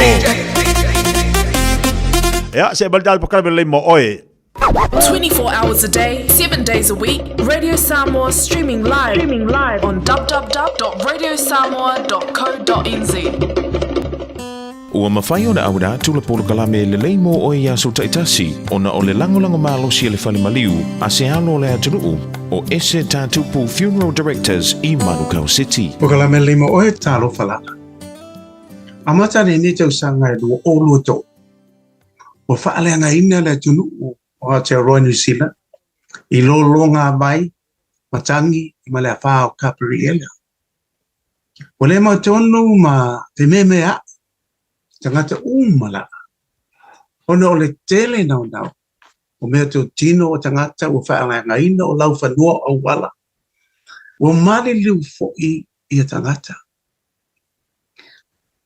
O sa ili ma fasili pea ma sa ili se tali pe aisia ma sa ili se fol pa fita uli. Pa talo no su yo le malo ma tangata popoto i fa lava e fa natura. O tusi le ma foi. Solo tangata o tua ia is tangata ia ma fa la tonga ma company. Ai o le tani lea ayopo soma lua fa i pe fitu ma le ba. Ia e fasili manu mai fa la tu te awa o mai ya te oi. Ma manu felelei, la tau te whaelo mai ia te oe. Tau tala i ele e a o mai ia te oe. E whaamatala mai fo ia ia o le sami ia te oe. Mai tau le pupo ngā o yopo na le ai, se poto le larolangi na mawhai o na maua le tali e mapu i ai ti ngau yo. Whaelo mai e yopo, a o tatou fesili pea, aisea ia o le global warming. Ai whai mai o le loa e manu vai wha, o manu where lei o i o le samu, le mafu anga o whaalawe whaanatu. Na whai e le tua le rorolangi, ma mea o iai. Na sila atu fo i le tua, ua matua ato toa male lei, ma fia iai. Ai pangalea, ua whaalea ngaina e tangata le lalolangi. O le watangi maui, le larolangi, le la uele ele, ona ua le tausia le lei, e ona tangata. Ia ele lei, ona tātou teu mawhai le lei a tātou la pisi, ia ma teu ma alofa i lau whanua na whai ele tua mo tātou. Wa mane tua, ele lei mo. O o le ese tatu pu funeral directors o se fale maliu Samoa o le tali fo ilea o taimi whaingata o na o le malanga al maliu maleoti. E mawhai foi o na latu awina atu ma awina mai tino maliu o e pele mai so o se atu nuo lalolangi. Mala auno le ese tatu pu funeral directors i le lua no lua tolu fitu o. Lua no lua tolu fitu o. Pea fiu ane ele se fulu male balu Norman Spencer Drive in Manuka City. E whaingo whielo o langa, pe a le leilau wha Beritania. O talai na nei avanoa e teles talai i le Dynaspeak, moa o onga wha Beritania. A onga fua e ono fumau i New Zealand, pesi ti seni New Zealand foi. O le a amatalia vase ngai le aso lua fito o Julai. A whai e te au Maui Hamilton, Palmerston North, Lower Hutt, wha Bear Wellington. E tala whea ngai le Dynaspeak, e fsosoani mo oi. Wili mai loa le oiva, lua lima lima, ono fitu whaatasi, lua lima lima, ono fitu whaatasi. Betana i ane i le upenga te whailangi. Info Dynaspeak at twoa.ac.nz. Ta lofa Samoa. O le whapito o le Best Bargains New Zealand Winter Mega Sale ua a mata i le taimi nei. O fi whātau sau telefonifo. O lo maua le iPhone mo le Samsung mata mai. A mata mai le na o le lua lima ta laid vai aso. Ai ala se se tino for lazy boy. I le na o le lua whata laid vai aso. Ma wae. Wa siria ma le lua lima tau sangal tau tua a le Best Bargains. Te tala fitu aso. Wili mai loa i le o valu selau lua lua lua iwa toluiva. O valu selau lua lua lua iwa toluiva. Beta mai ana i le Facebook page a le Best Bargains. E ia inga whapito. Ua le osa I whala bela ve. Ua le loa le mea whai. O le friendly loans le au naga e whai mea ma whai. Le tamaitai o Agnes Towers mua o le atau tua mo oi. O valu se lau fitu I vaiva o le tali o lo faa moi moi. Le Friendly Loans mo nono ngā tupe, tuatusi, lua fitu di, Waiprera Avenue, Henderson. Wala ta mai le tu wanga al whanau ia Julai, au maita matamata I leo fuafongia o tapinanga, a le Auckland Zoo, mo le toi fo I mai le Dinosaur Nights and Lights. O se poe tumu I Fiafianga, matamata I dinosaurs ese mai aso la, le tete lea la tu tino, tau mawhai mea ai matango fie, Savavali I le Dinosaur Discovery Trek, o se poa mo le ainga atoa. Te tala mai le asfarai le tolo Julai, angai le aso sfulu vali, mai le afo le lima le afiafi, angai le afo le valu le po. Tanga iane I le aucklandzoo.co.nz. O le Samoa Realty, ua whaatutuaina I Samoa ma Amerika Samoa. Ua lata I le whaasfulu tau sangala na au nanga. Latau te whaatawina whanua ma fale, whai alisi o whale ma pisinisi, e o I le iloiloina o tau o whanua. O le Samoa Realty, ua lava le tumai e fisosoani atuai mo oe. A e fia tali tonu, whafso tai le telefoni, o ono walu lima, lua wha walu wha lua. O ono walu lima, lua wha walu wha lua. Petanga iane I le samoarealty.ws. Samoa Realty, our island, your home.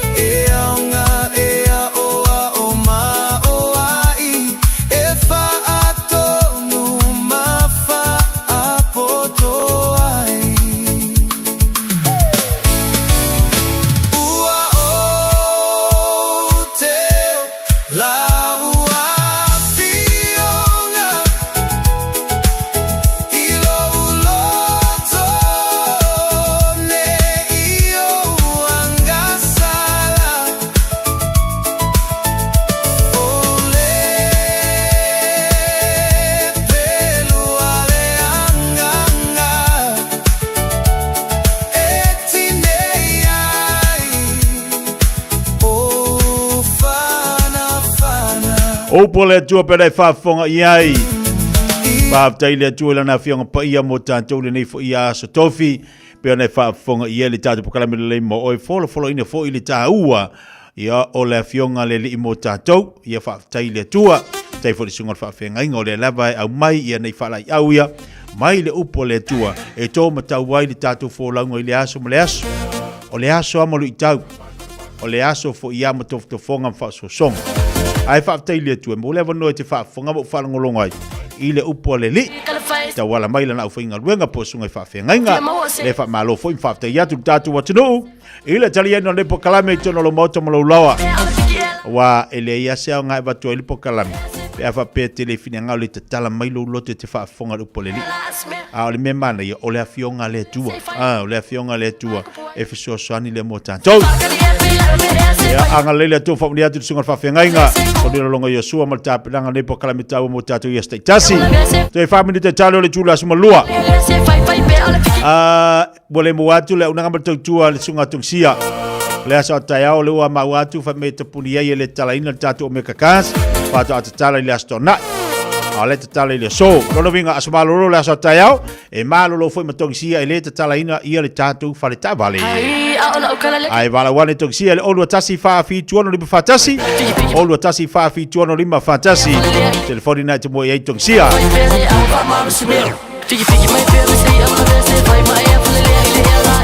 awale ngale ato ole tatala tatu le na tele tula sifuma lua ono taya ole tatu aso malo lola fa tatu le lilo va to tatu le lilo mo niva yaso ole le lilo e fa se lauta la Pase la tala tatu le lilo la ngala ngalo si mai ai ia la udanga ber tu le fianga sambo mal fatu alis mal tantu fa enga o le tuisa mau tape mai la tele tu las fuma lua o malo tatu telefon mai Samoa ona vatu lo tatu le lilo e ni so la tu ba vili mai fa mai e ke ki ngo malo la ma ke nga ale no fa ya tu fo tatu wat nu ia sao ayo le talonga dono winga ia sao ayo lisi au sao ayo lisi au ia sao ayo le talonga o tilo la tato lisi ana po o va vai tu ia ila tu sao ayo lisi au ai mama wa ayo lisi au no tango fo ile fa pe po ise au tau la tala ta ia tasi se ai vai pe lua foi ia wa tu ele ia ai ni so ila tu mai ngau kamalo ngau kam bo ya bo kusala kasiko io e sao e tu sala si ko malesi au ai misi de si au ole tatu talongan fa ia sao ai ole talonga ia pe taula talata fo ia tasi si ai ve taula talata ia pe lua ale ana umai tawina le ai ia ila tu e sao le si au ai mama le si au ia e alua ku le fa le limo le ko ia ai vai Yoi. O Felila fai mai o Anascona. Felila e Anascona felu su fitu le New South Wales. Luas fulua le Maroon. O la ulu e luas fulua le New South Wales luas ma le Valu. E pautangata i ando te baba i atuaina lata iai. O lena tau lato o weta. Tolu se fulu ia New South Wales. Ai luas se fulu ma le wha Queensland. Ma mau ala ai Queensland. O te tila te whaile stangata lea te la tata o nuu. Tolu se fulu ia ai foi. Tolu se fulu ai New South Wales. Ai lua se fulu ma le Valu ia le Maroon. Io e se fulu ma le ia lusu ma le Valu. Ia e faisi mambao. Ia mamao te li tatu ai. O Paulo e sao ia ai le Maroon. E se furma le lua, ai andar se furma le Valu ia le New South Wales.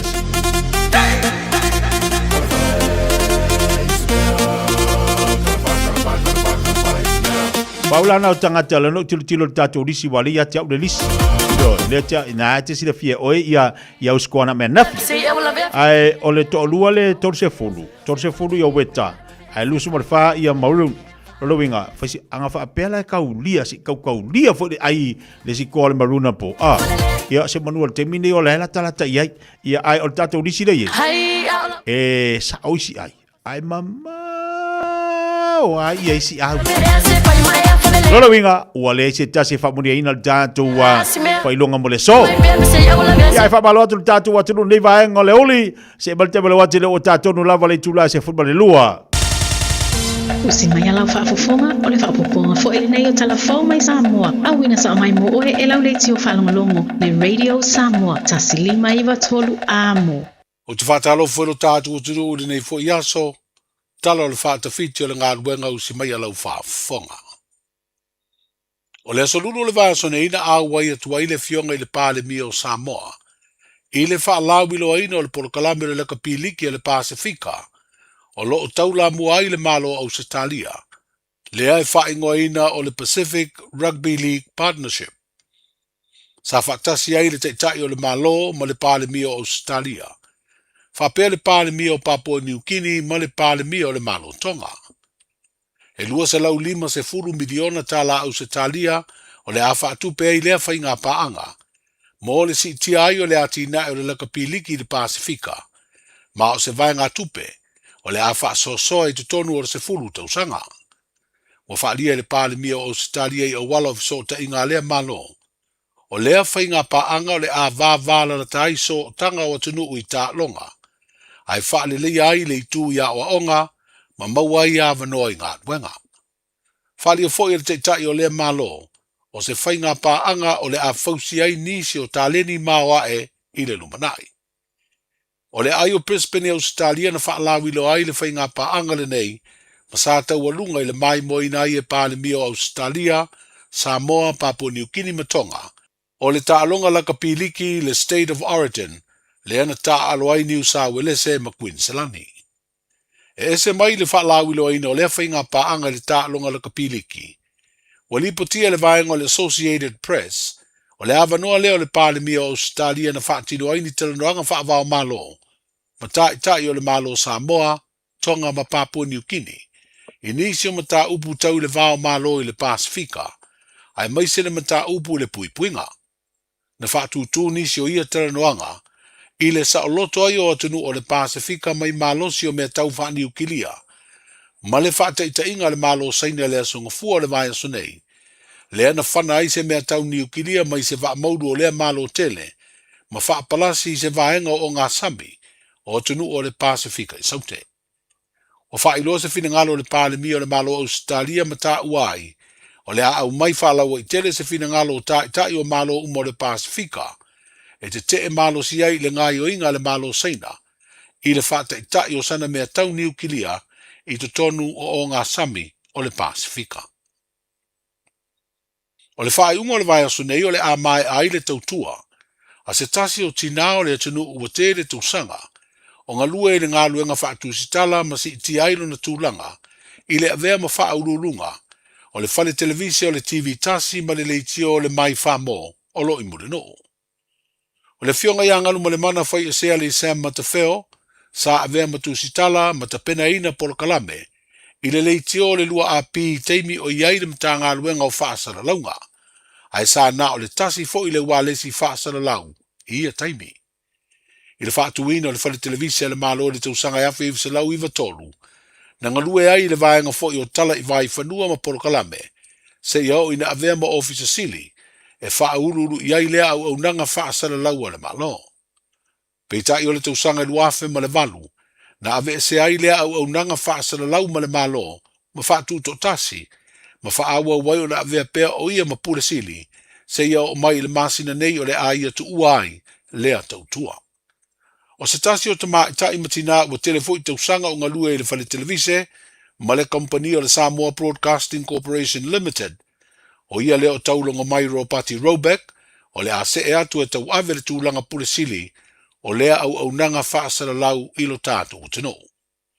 O le urua i televise lea i Samoa, ai o le teiminei, uono isi whale televise wa ia ilo tātu o tino, e au fi ai ma televise lo wha ngai o ia, e nisi o e kale sia. O tau nuu le fina ngalo ali ima whai pule le fio anga o mo taa i se lātu whono e le vaia sonei. E ta puni le pisi nisi le tau mea sina hideaway, ai whaasala tuperi tau le lea se to lua o lo tua ia, i le ngai o inga ua maliwa i se ta maa 5 tau sanga le matua, na ta whao ai le tau mea sina hideaway, i le pō le aso to nai ua mavae. O le lipoti le vaenga whaasalalau o le me Mara Pacific po le My News. O lo whailo ai se whina se matai o le nuu, a o le sui whaipule o vai maunga lua, le tō whale na tai Victor Tama pua. E whaasino lea le whai unga ua whaia. O whaalia le na tai le lipoti, sa langolongo ine e li ma whaipule le tālo sanga o le leisene, mo le awa malosi e whaatau e le pisinisi. Pei tai, ono o le whaana velave na tūla i mai ua le ngata ua tapu ana to e te tala, ai ua whaasala tupe ai le ta ilua sifuru afe tā la mai la ua o loo tua ia. Ua whai ai fo i le whaai unga e pe ona whaai loa i lea matai e whaatea ma le nuu le e ana le pisinisi. Na asia le no whanga i le Fiafia le solulu, ma mori mawinai o loo loka le whai te toa e uru whale ai i te tonu. O leo wau mai se whau tuanga malosi mai le mtanga aluenga o leo, whale pui pui ma le toe fuata ina i lo tātu o tanu. O se sori tū la fono ma mafa ma mātui a, le wha uma o le ola o se pepe whato a whanau, ma e ma mafa fo i le wha salanga pe a wha maunia. Wa au mai lea whau tuanga o na o se pepe na maua i se vaitafe, wa uma le ola, ai o lo o afi fi i se tanga pepa ila.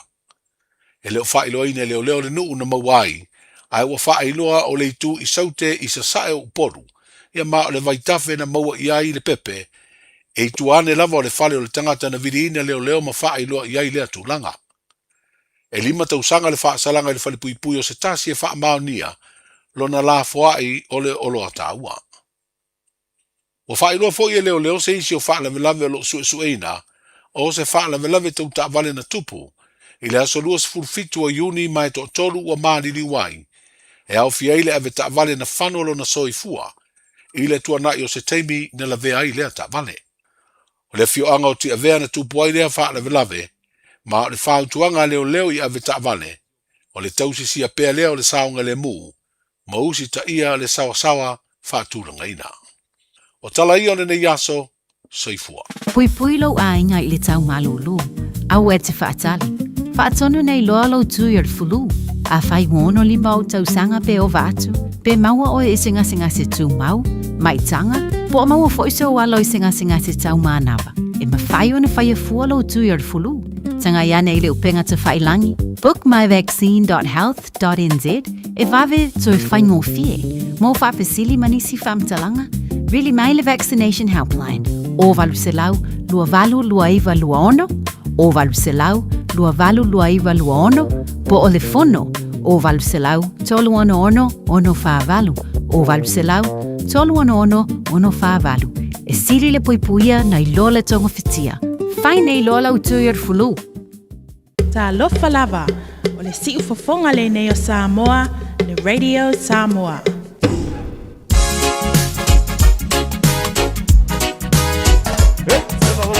Straight from long for busy on the rhythm of the politics.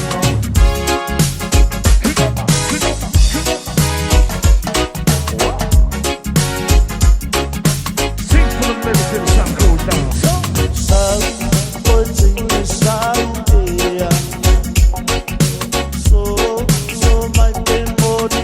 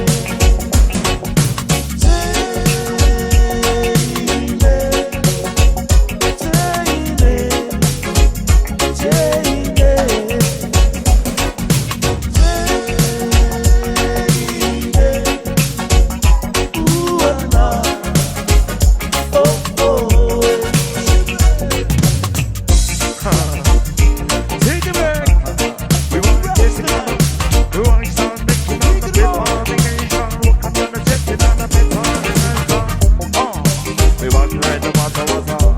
Wicked on the beating and the wanna.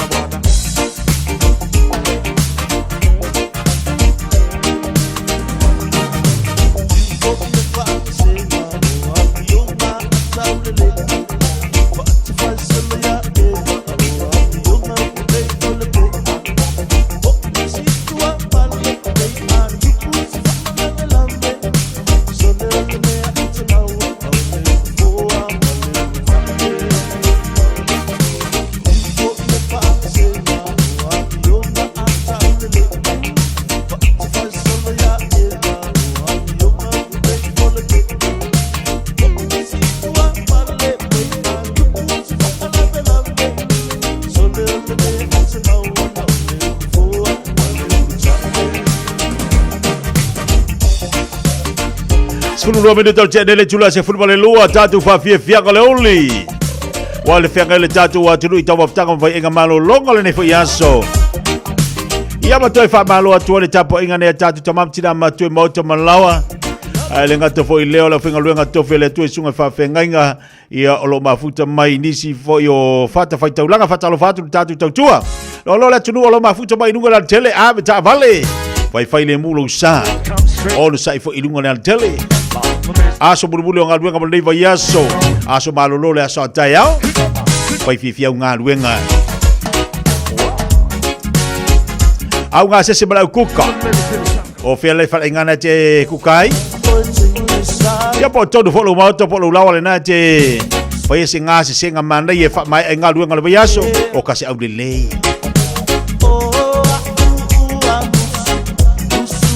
Tele la to leo mafuta mai lunga tato po kalave mai se ia au lango le blues. Ko kau fale pisa mai maroon. Kau fale pisa mai kako. Pai wale me ia mawala to mafutanga le uli. Ama wala ka mafutanga le uli. O ka kasi manga. Manga ia mo to mafutanga le uli. Popo le uli. Bang ia alwe to leola nga fiera nga sa alwe to leola bang ia ai kang vala udia sisi te dua ai malu tal noa mai mau panga vidi masi sil kapo ingal maroon aki au mga sabla ia dia tau ka ko ai ya aku sing ame manga ia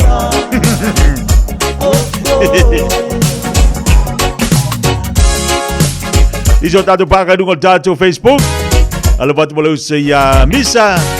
Kalau fai se uso para ya sekseki kawa atalo fati atuna fo mo malo se fo manuia pispena se talia bina tiwile malo fati uso podi foi ngalu ngalo fengai mai Jerry tuilangi inga fo sila fadia levo wakinga inga sila fali fai mai o lau fali lau fali e fu ka kilo aku fai mai ele sikoa mai isi meanga sa na ka an sa ka kau nga o ka kai le ma fai lava ku me se va ngola ko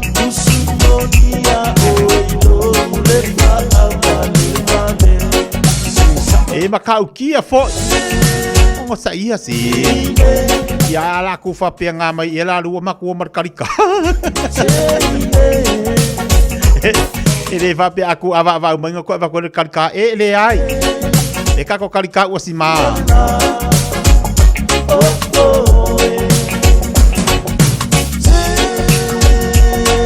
Atalo watu nisio tayo panga e vai mai nisio atino valor sei fua tapi na malta to leo lilo tola ko su e marka ko leo lilo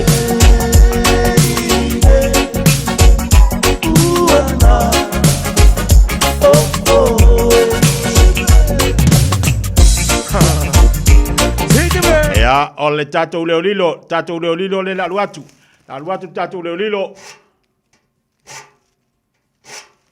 ya ole tato leo lilo ole tato leo lilo na tato leo na le la luatu ali tato leo le vaenga ole aso ya le mafuta bali tato atino ai faida to fa fonga tasima yai ile tato leo la tu na tu mo tato le ya oli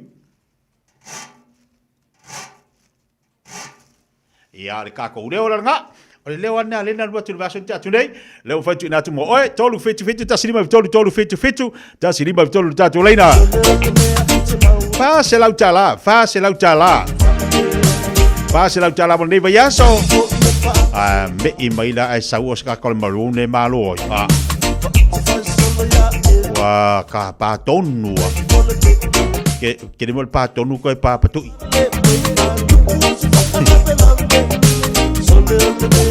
Chile yone fatalo fatu de vai ngaleso. Le mafuta tu masia un nephew ya Johnny. Ya mai Alaska ini papa tu fa tele mafuta mai. Tatu lelo. Palolongo fa laudanga mal tatu ale tatu tu sa mau. Pe ona ele tatu ale fianga sa mal fatu yang lis mal tatu finga luenga. Ale tele tatu fa mo boenga me se foi meio fa poiponga. Aso fanau o mafutanga o alava ni sa inga seleni o lo yeli tatu faletele na le fe i Manhattan I Manrasco e mafai na fata nuina le tele fofanga le se mete watu ngalo pe polelo ma fofau na o lo yeli al tatu fale e tape na ina to e teu le tatu fale na to e maua male tau mafutanga fa aile fa no file mo wai po kalame maso se fa boy moe Taliu mai lola ia le tatu bakery ia mal tatu fa inga in I Avondale ta tala le fitu aso la vaiaso Maura nga senga mole malua le tai au pingi ia le tatu finga luenga ile sau masisi mea Tau maftanga le uli seki tau maftanga le uli so se kuka manongi so se nga se senga e te mo umama ile tatu tu sa mau Alena olang malos tatu klabe leo lilo fase lau tala lu yai leo tala tatu laina tolu fitu tasriba tolu tatu wala talofa talofa titia malos se fua o mai ole manu ia la faftai le marai asal tatali o la mate I ole me ole ili lau papa fo ingale e te tango fa amata ili lau papa le fa amata le ai tina sel tatali Ia sao me finga luenga lea e mingo ia tuali tatu leo talofa. talofa tia Malol si fumoni o mai. Manu fastai Ana ia ola tatan. Ole ili lau papa Ia ili lau papa le ini ngai rumah Ili lau papa le alu duma ko sautua. Le sel tatu mate talofa tatu leina. Apa kia? Malo le sai mai, o mai lauli. Orge ia fango fa ingol mako plu un po, ol mako. Le. Oi. Kalau foi ali au. Se manga kupu ngapo. O ya le fu se mero wodi.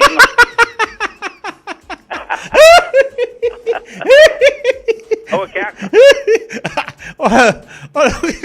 Ora kau fa pe pola se manga kupu ngapo.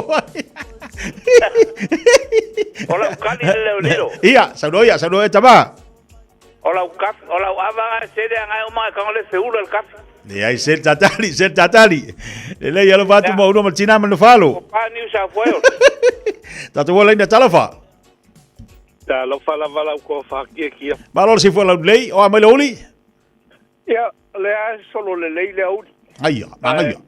Ia. Lo fa longo. Fa longo kia. Po mo se si apo awale. Eu vou fiere pusa.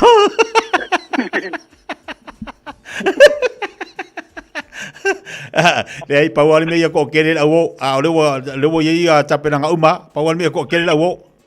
Ia vai la po se fai la unga le ave le si. Ia manga foi wa yo le fa mafanfanga. Kai moi.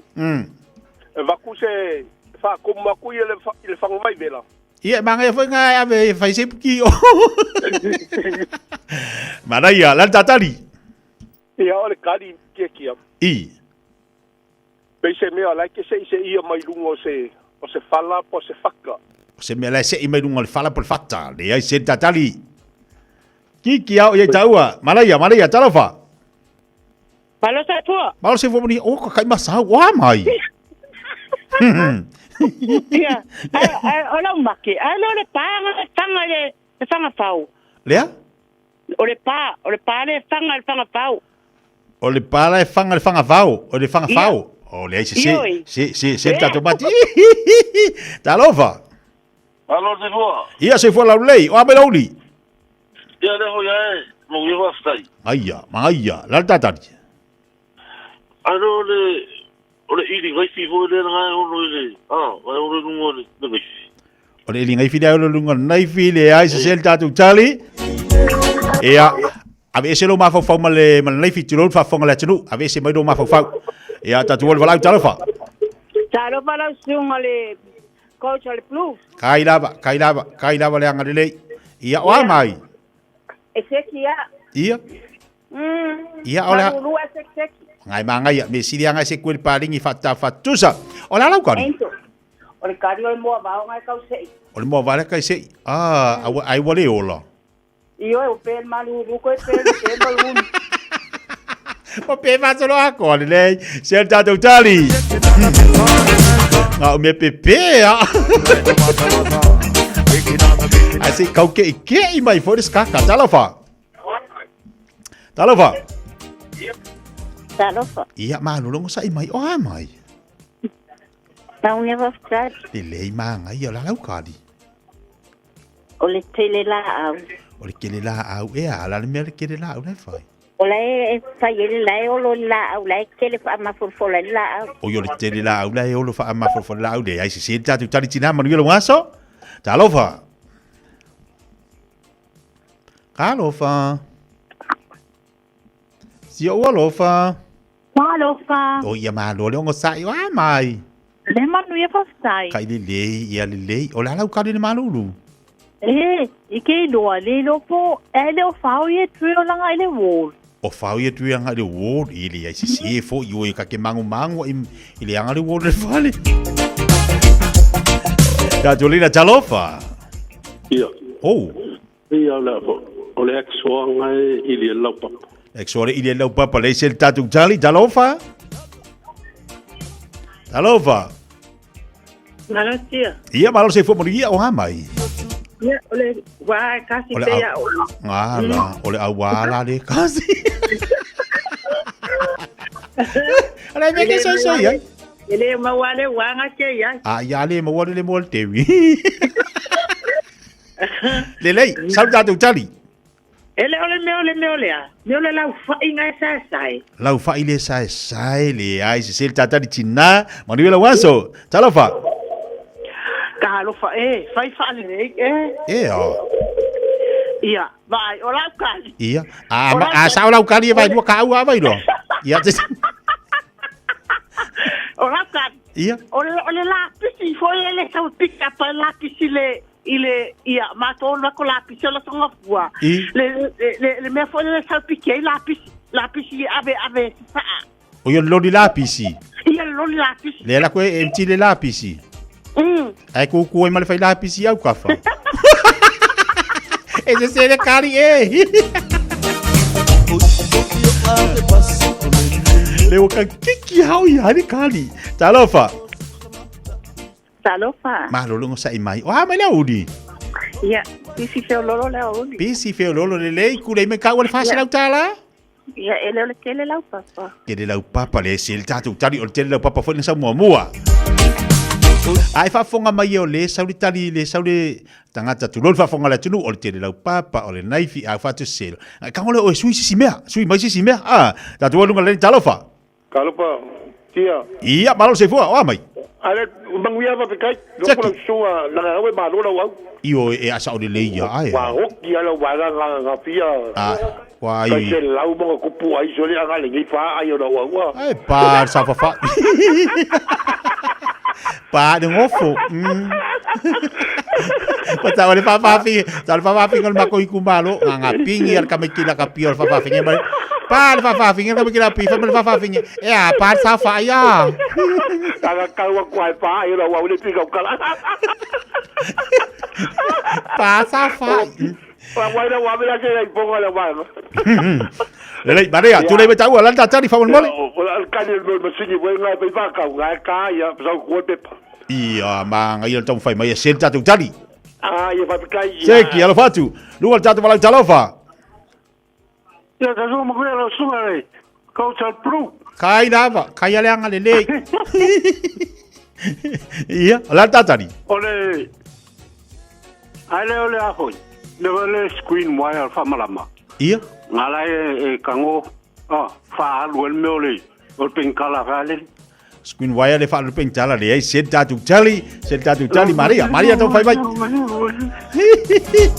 Lua tatu leina talofa. Talofa tia. Malo se vola lei o ama la oli tina. Ia, le vai vai malu ale mangulia fa tai le paleli. Via le tu lei mai ta ua fa se la utala la tatali. Aia. E pei ale koko Samoa nga e olo ile me voina le pei se la fa ele ki pokupu. Koko Samoa e olo le lapa, kama ilapa foi le le ai se tatu tali tina fa tenta fai mai. Luas por 20 minutos tade tu as malua. La tatu se sina fa Fiafia ngale uli e vai for tatu proclame. Ta Fiafia ai poi por fa se la utala mal nei vai aso. A o tai au le tamariki. Tamariki tai au ata Fiafia ai poi ya oi fa se la utala. Mai ma u pe ana o mau o nei. Yo. Te mawalo e nei ta fa poi po ta te le tu te ai o le fa unga le vai aso.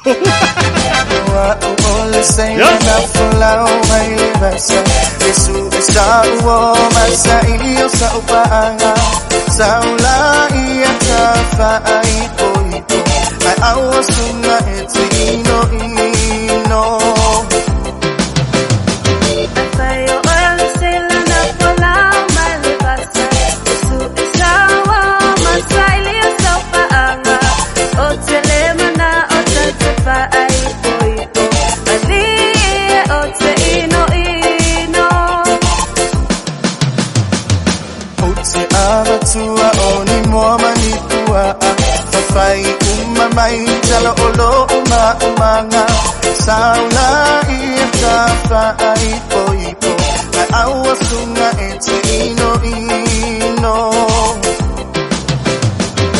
Otelemana o ini mo manitua fai mai jalo olo umanga Otelemana o tante fai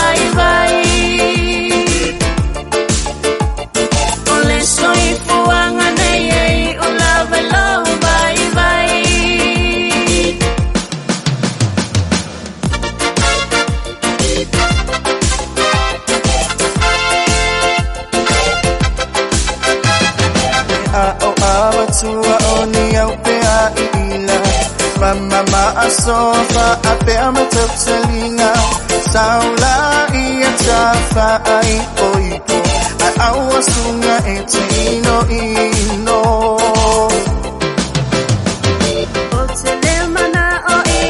E toi tatala tatu leina toi tatala tatu leina la toi la tutasi lava tatu leo lilo toi la tutasi tatu leo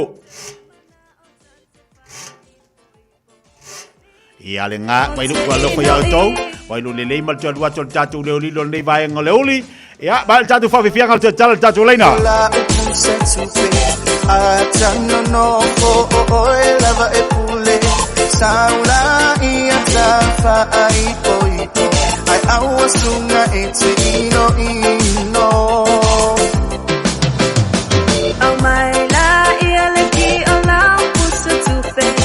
Atano no o lava e pule. Saula ia tafa ai poi. Wa uma pa ilo ino.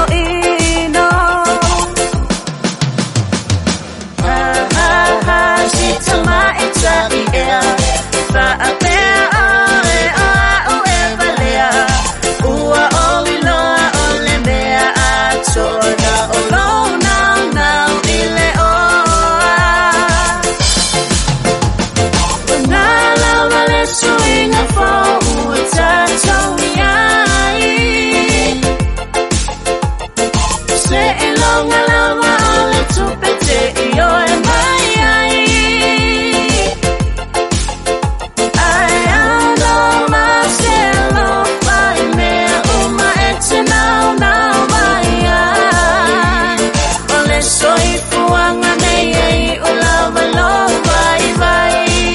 lenga.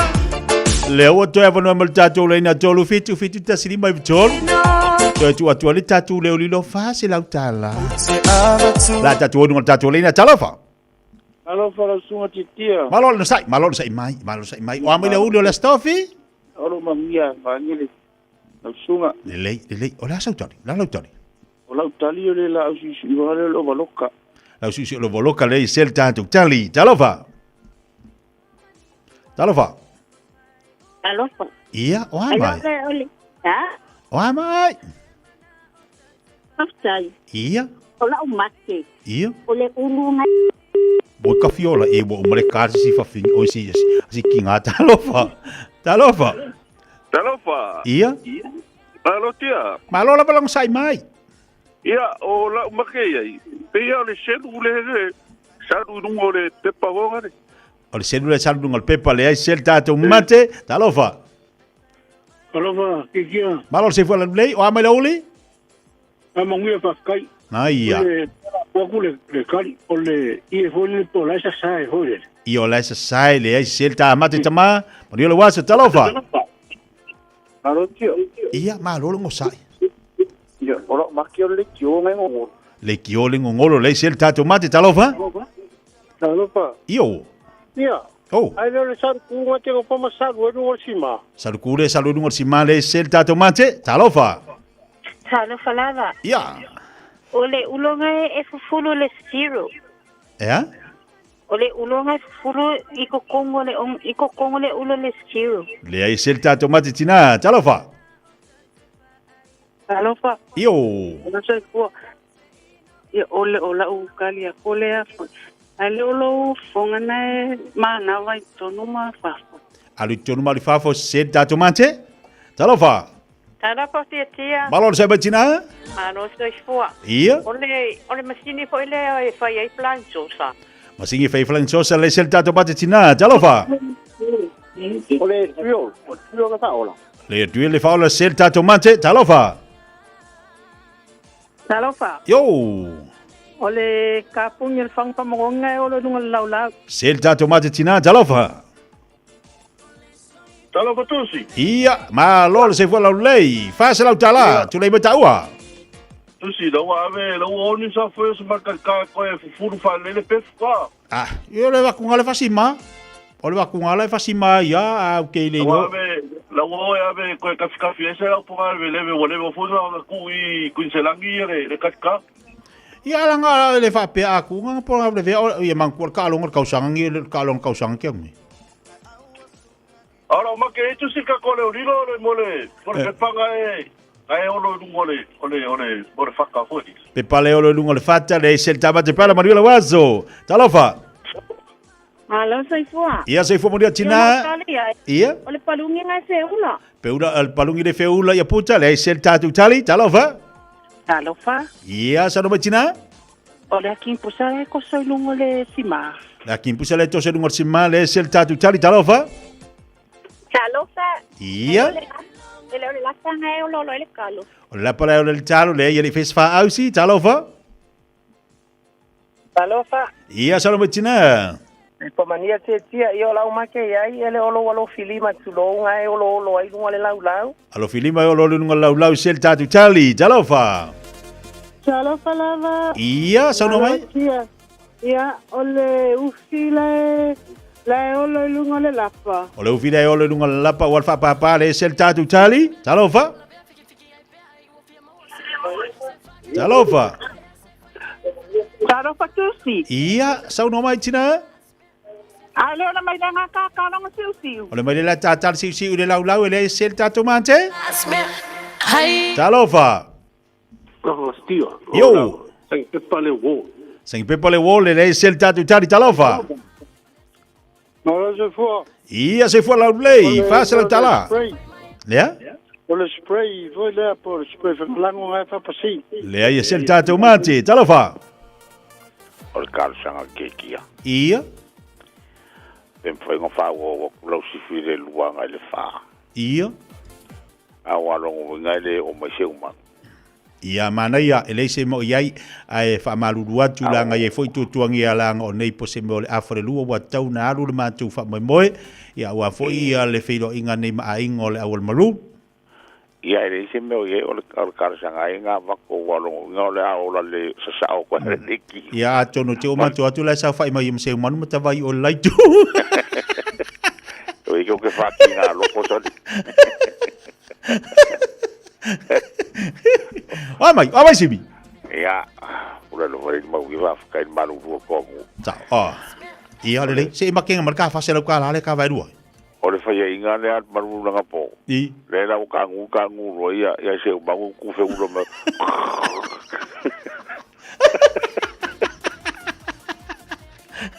Kai do pesa. Te quiero más, tío. Te dua tatu malau talofa. Talofa tia. Malol sai mai tina le sa uno mai.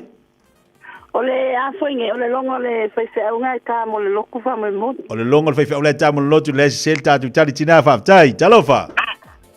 Talofa tia. Ia. Ai le ole momongo ole tampia nga kakala. Momongo fangpia le tala mo le ngunga le sel tatu mate talofa. Talofa. Io? Io, ole foil. Ole foil? Ele foil. Ole sai, owa. Ole foil le sai, le sel tanto mate uso. Ele na, ole tanto le rilo na. Ile ai sita si wa mo ina tanto le rilo.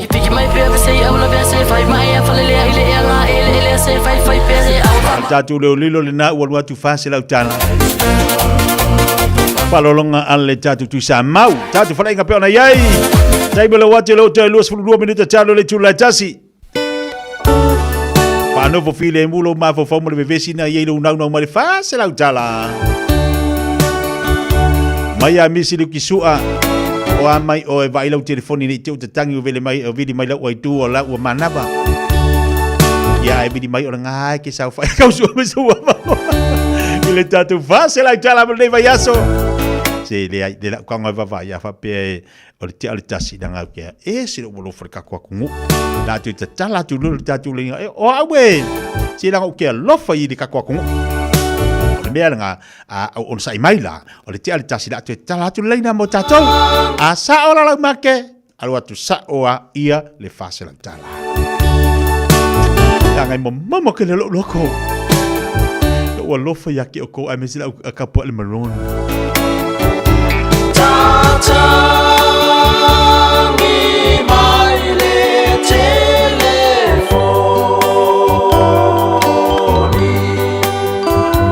e tangi mai sili ai le oti Fia mai atu ya te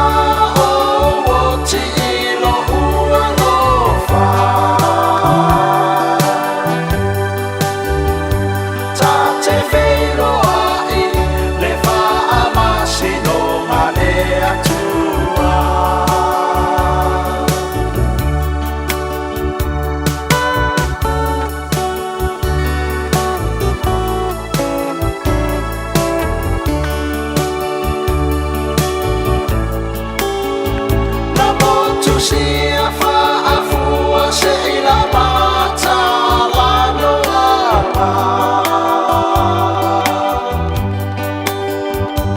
ua o fiu e tala noa atu ua ne aia a ole taimi tonu lea wa maliua karina la upele ea tafia la pea inoa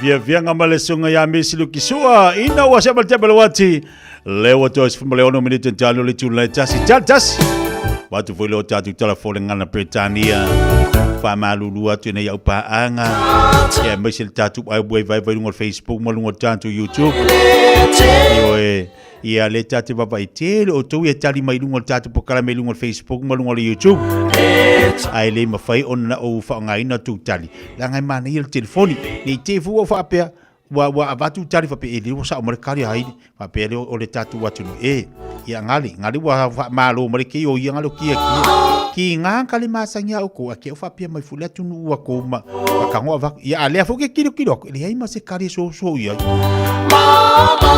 yo mo tatu ia fa mai ai pe fa nga ma ko kali va ku ngol Facebook yo le tu langa le na ke fa pe o kai ka wo so ku le fa ko ai mana ia le vala au man tatu leina ia e manino fo fa fonga le tatu wa tino e wa ava ku ngei no Facebook fa pe e lu sa o kali le ia le fa nga mai ia o popo le ngala le pokalane o ka u mangi fo fa pe ia lu ave ki o songa ke pe o songa ke le no Facebook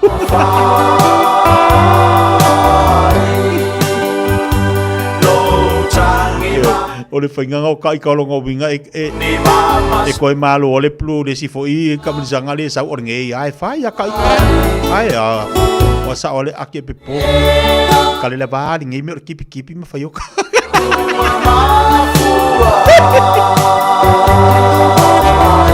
awa te pepo le tua tala tatou leina te le tula tasi tu 5 minuta tale o le tula tasi ta e ia whamoa ta e tutono la lapisi e la fo iai mea ai. Ai le o le pini lapisi maasani. Leanga ni ai masi vaenga o mea ai maona lapisi. E wha ama umaua. Ta maki turuki, all together, Auckland. Hey, don't be that guy. Or that auntie. Ignoring a sore throat. This isn't just some drinks and lemon tea in your sweet situation. Untreated sore throats can lead to rheumatic fever. Nobody wants that for their family, eh? Go get your Pepe's sore throats checked at your GP, school nurse, or pharmacy. It's quick, easy, and most importantly, free. So come on, whānau. This summer, take care of your tamariki. Get it checked and get it treated. For more info, hit us up on socials at Stop Sore Throats or visit stopsorethroats.nz. Au kilani saute. Sa ili se Samoa oe malo ai. O le Enterprise Model Group manukau o lau fale taavale wha moe moe. O tele taavale matango fili mai ai. Tele le fisoasoani o lau whai ngā luenga mo oe. Mo se taavale talawhia ngai. Sua mai i le 5 Grey South Road i nei manukau. Asias fo i le upenga tawhailangi enterprisecast.co.nz. Pe wala au mai i le oval selau 5 lua tolu wha. Enterprise Model Group manukau. Sa ili, fili, ma ave loa lau tāwani. Ta lofa Samoa. O le whapito o le Best Bargains New Zealand Winter Mega Sale ua a mata i le taimi nei. O fi whātau sau telefoni fo. O lo maua le iPhone mo le Samsung mata mai. A mata mai le na o le lua 5 tā lai vai aso. Ai ala se se tino fo lazy boy. I le na o le lua 4 tā lai vai aso. Ma wae. Wa silia ma le lua 5 tau sanga le tau tua a le Best Bargains. Te tala fitu aso. Wili mai loa i le ovalu selau lua iwa tolu iwa. Ovalu selau lua iwa tolu iwa. Pe te mai ana i le Facebook page a le Best Bargains. E iai inga whapito. Radio Samoa. Taslima iwa tolu. Amo.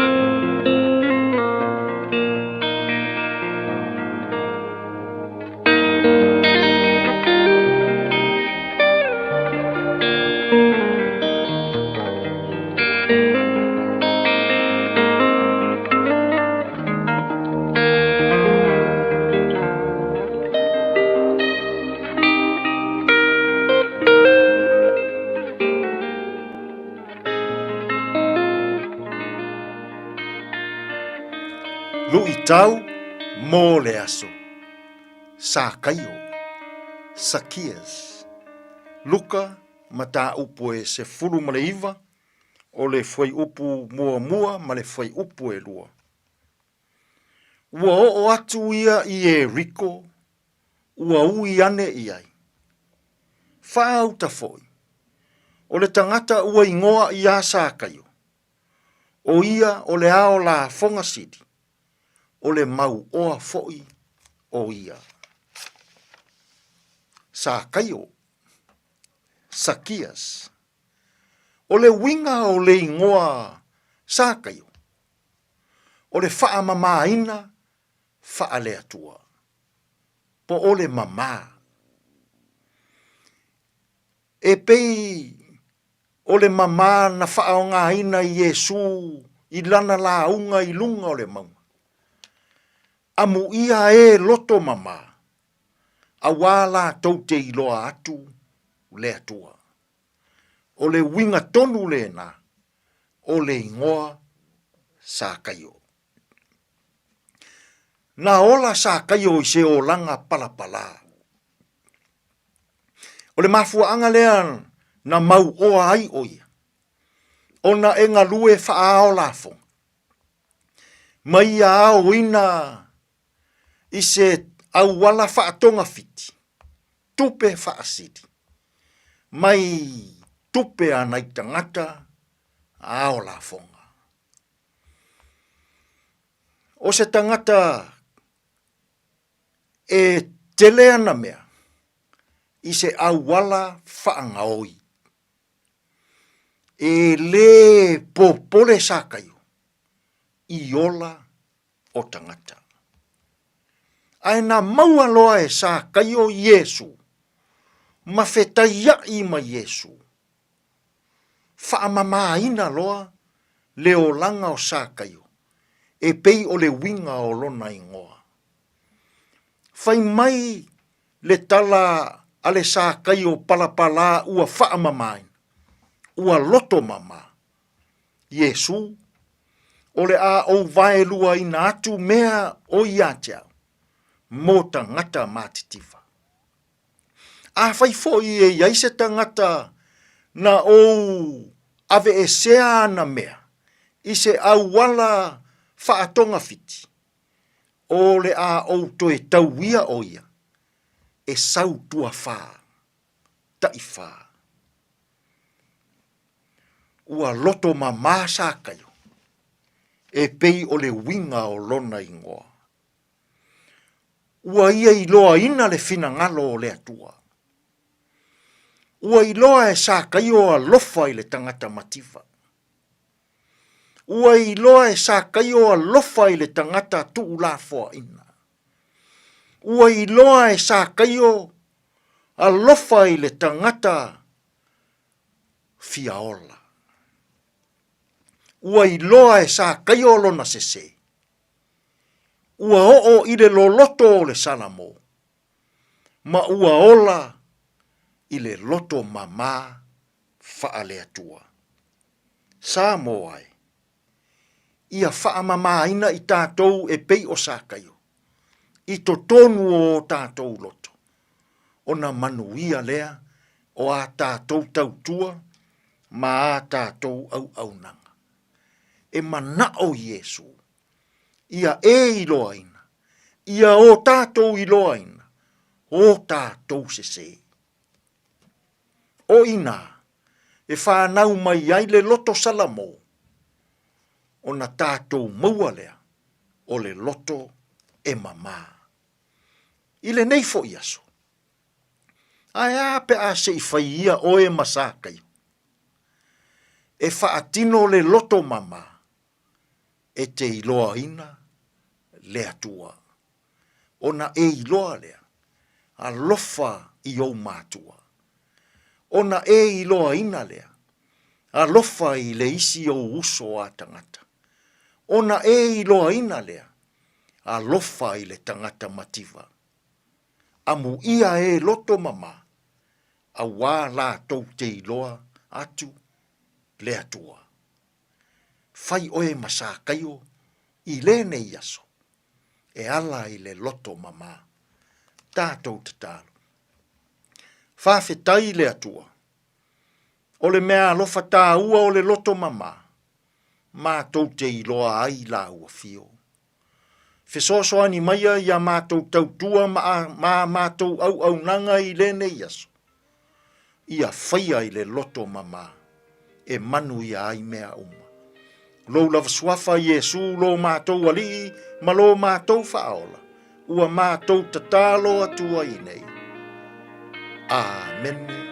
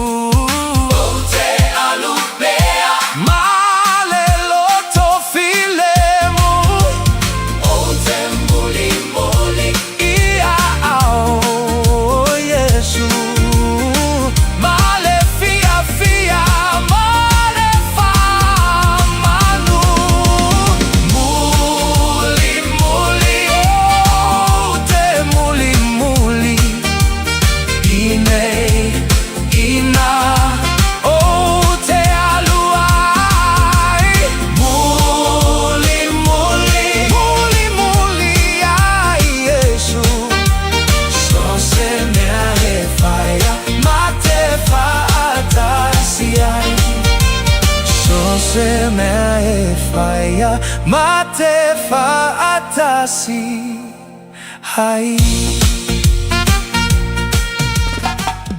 O mo mia ni ngaluenga fai ilo fali.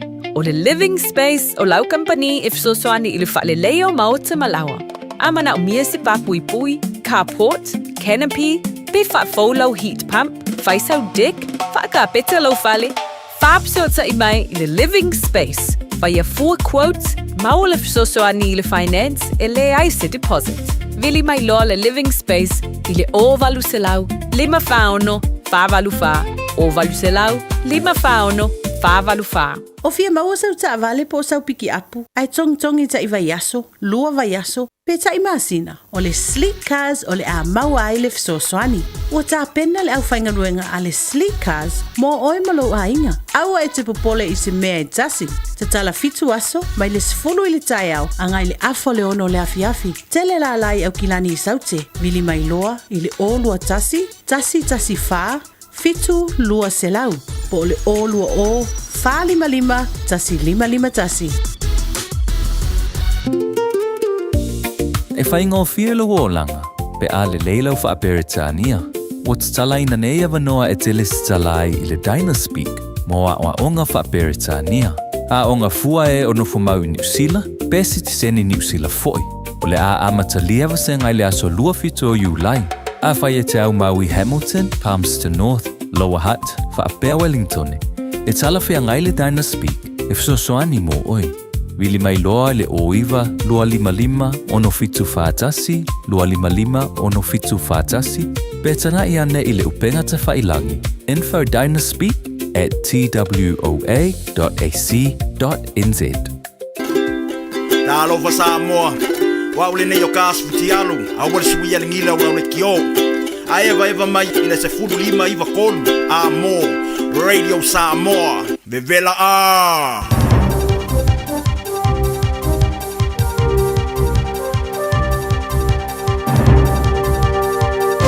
In this update, Transport Minister Chris Bishop says changing the phasing of work on roads of national significance pipeline isn't a back down. The government has split the 17 RONS projects into 3 levels. First phase projects are top priority. Those in phase 2 will be preparing for construction, and phase 3 projects will continue, but more slowly. 5 of the government's roading projects have been put in that slow lane.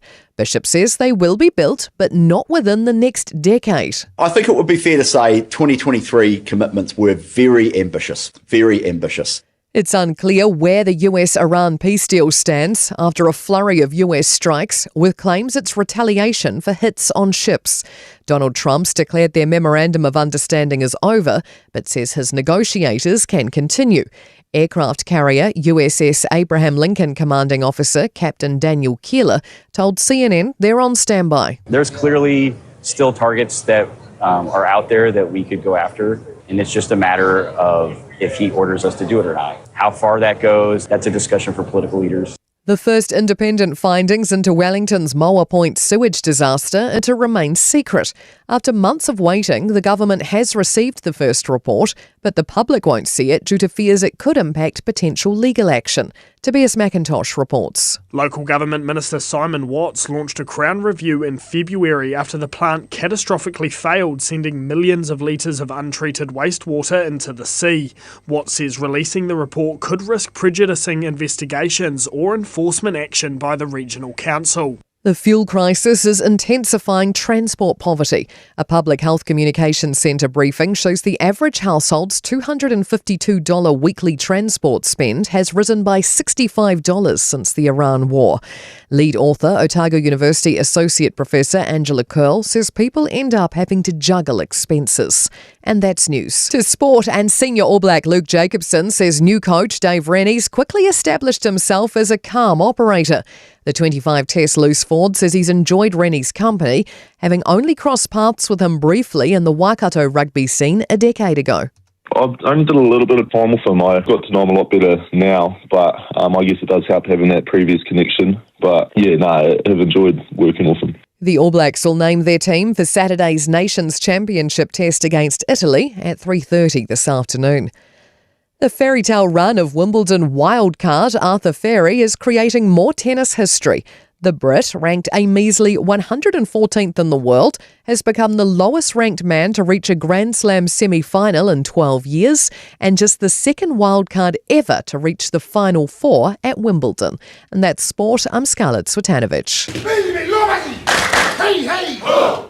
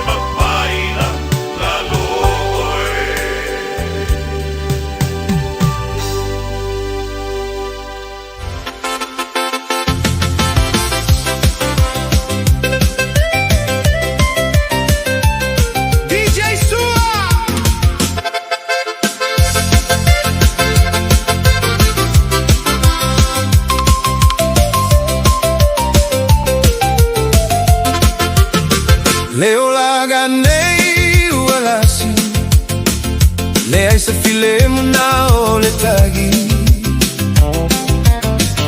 Mana tu ile amataga na olo mata ole tagi O te tuina tu o e te alu Alu maa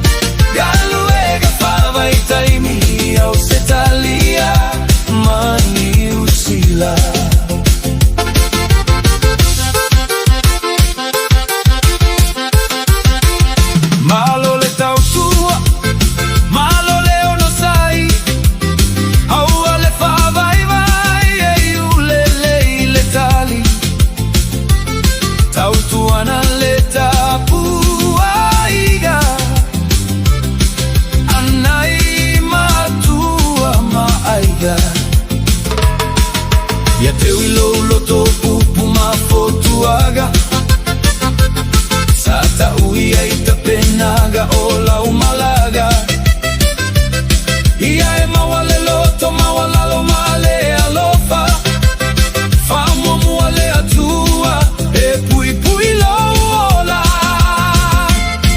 Galuega fava I taimi uauga mo aiga Fesuaso animai taimi ole mativa Watu lelei ai le tele oiga Galuega fava I taimi au setalia mani usila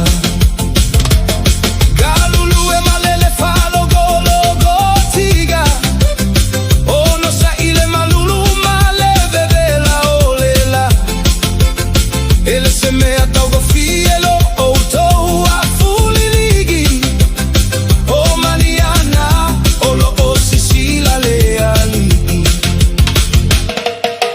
Uso uma matua fa fine ua tofia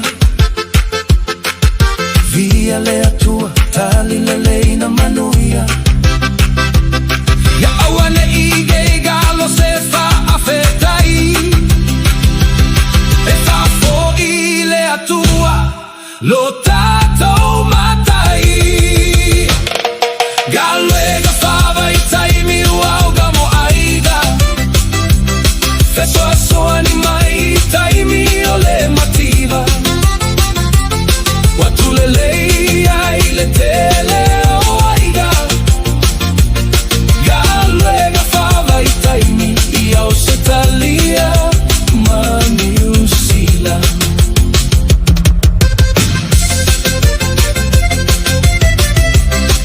DJ Soa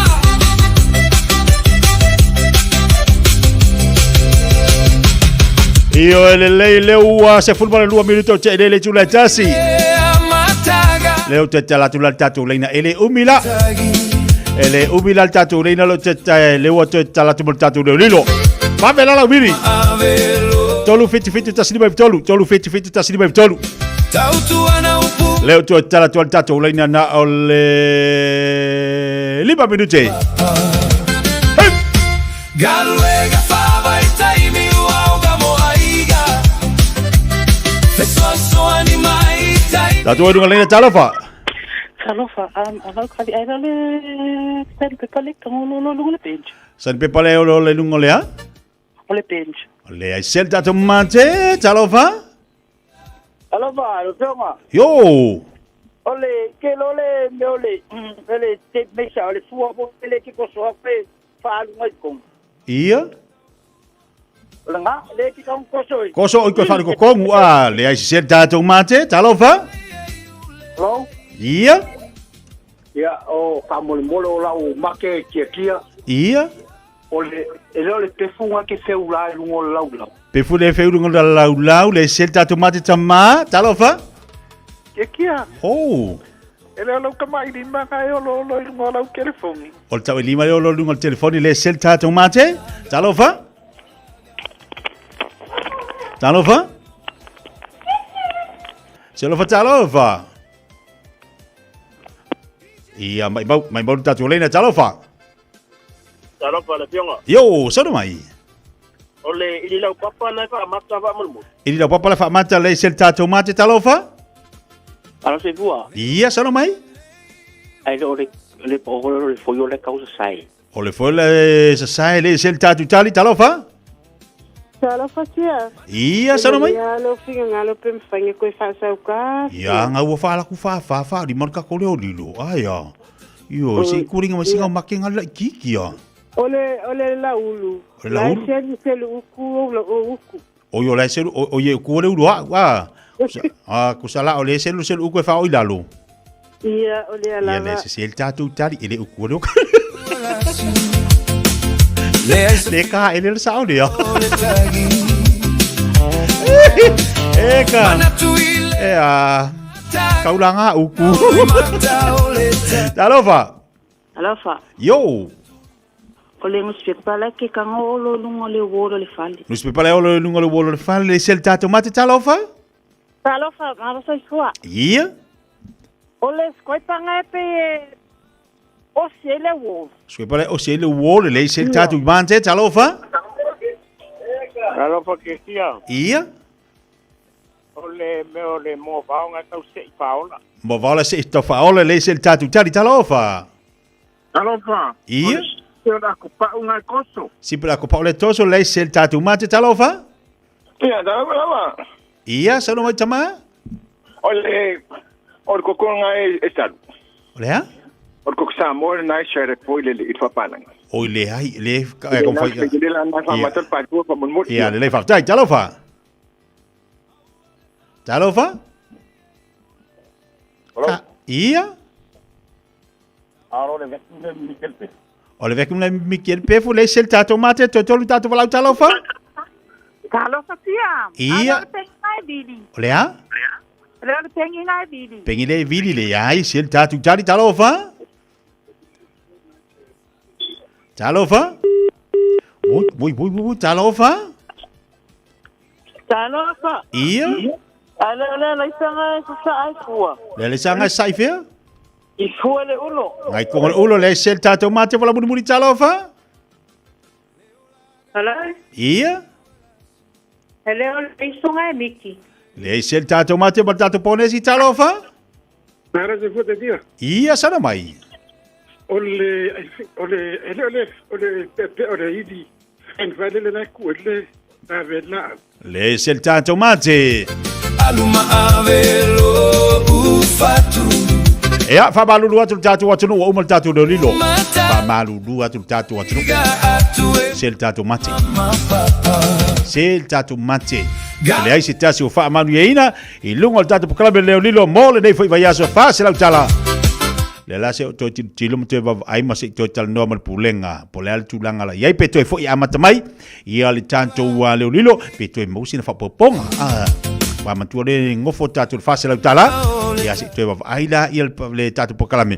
Polel tulanga la yai, pe to foi to amata mai tatu leo lilo.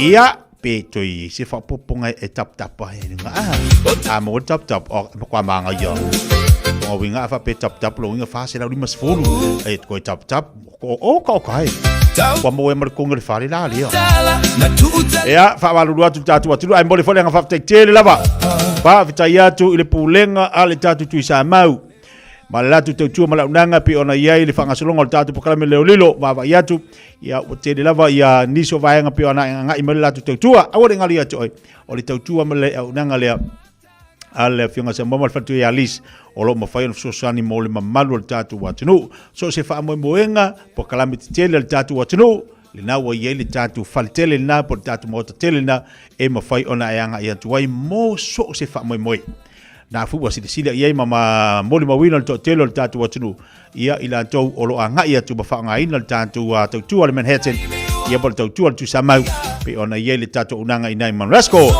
male tatu fa engala na I Avondale o te pole la so ta telefon tatu fa lo mal tatu fa enga ile aso sa e mole to lenga fa tele level pulenga mal tatu fa ngaluenga la ngola ngalo sil tatu le lilo pe ona ele tu uranga Fiafia Mai. Sepuluh minuto te dele tula tasi no tu radio Samoa sepuluh lima I tolu amo pa malo atu to tele lantou. Ia le fo yo lo mafuto mo le nei vai ngole aso ilunga o penga te failangi malo le ngalu lue malo le on sai. Tali wa tole atu le toi fa wa wino tu te mangalu ngo to toi le stofi. Ele anga leo le tu ya nto mo le file mo le lia wan tu ma favorite to le yas ma se la to nga ya tu bole am tali nga luenga la to le oli se pa este me po pe foi la finga luenga si fi po so se tanga luenga so se finga luenga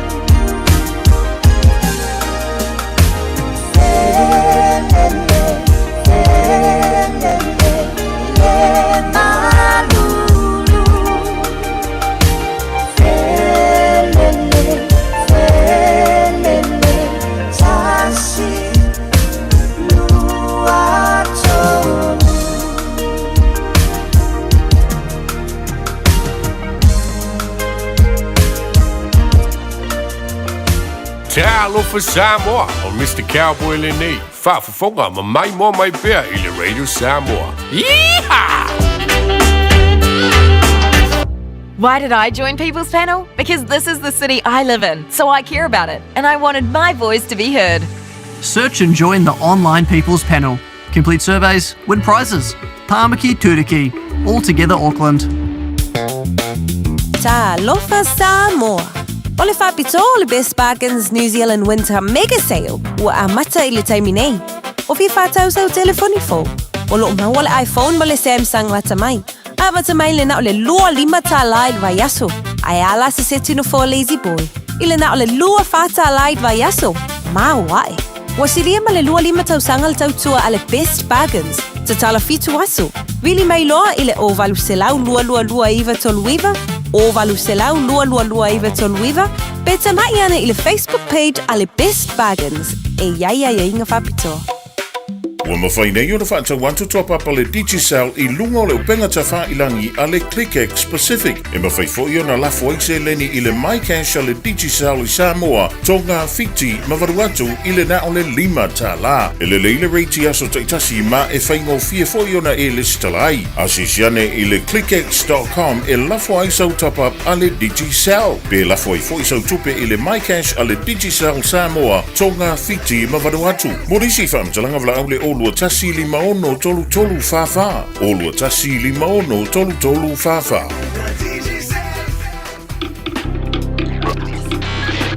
Tasi lima iwa tolu amo.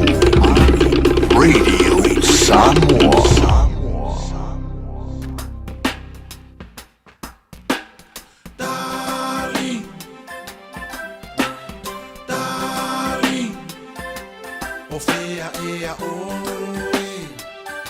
Sabia la wafiona,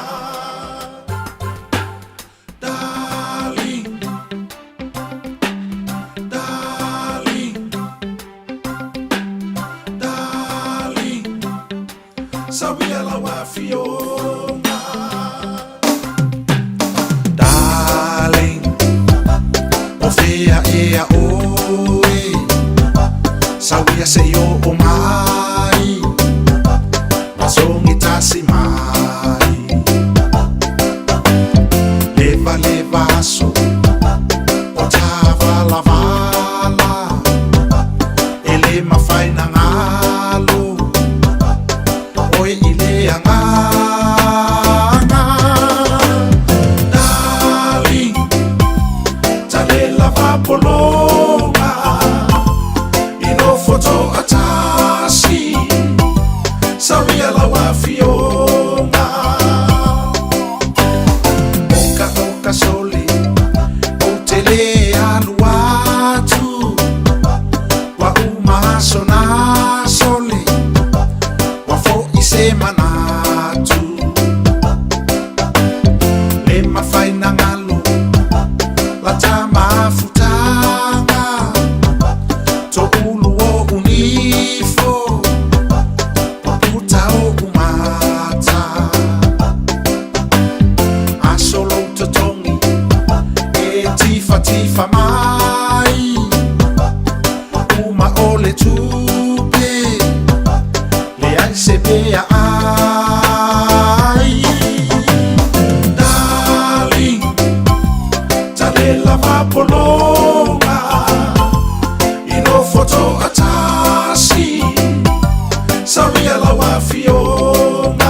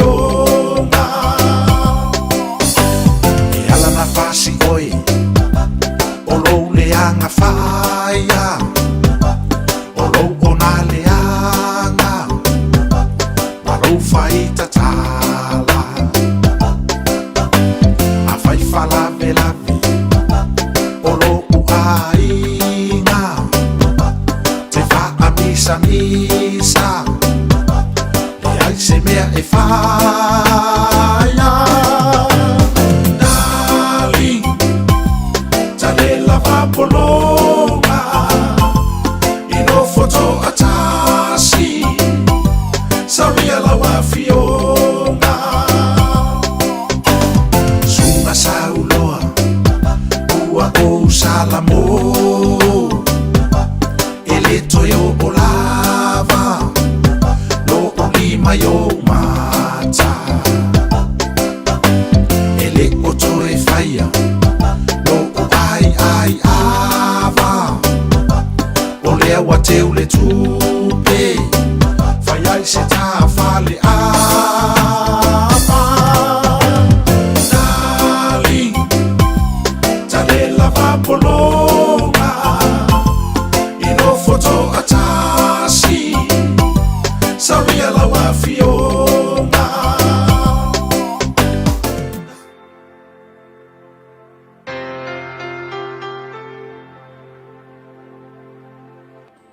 O te whawhiloa il tatou tinu, mai il tatou pulkalame le nei fo yaso, o le amreto le ola, malo le soifua manuia, ia te oi le nei yaso.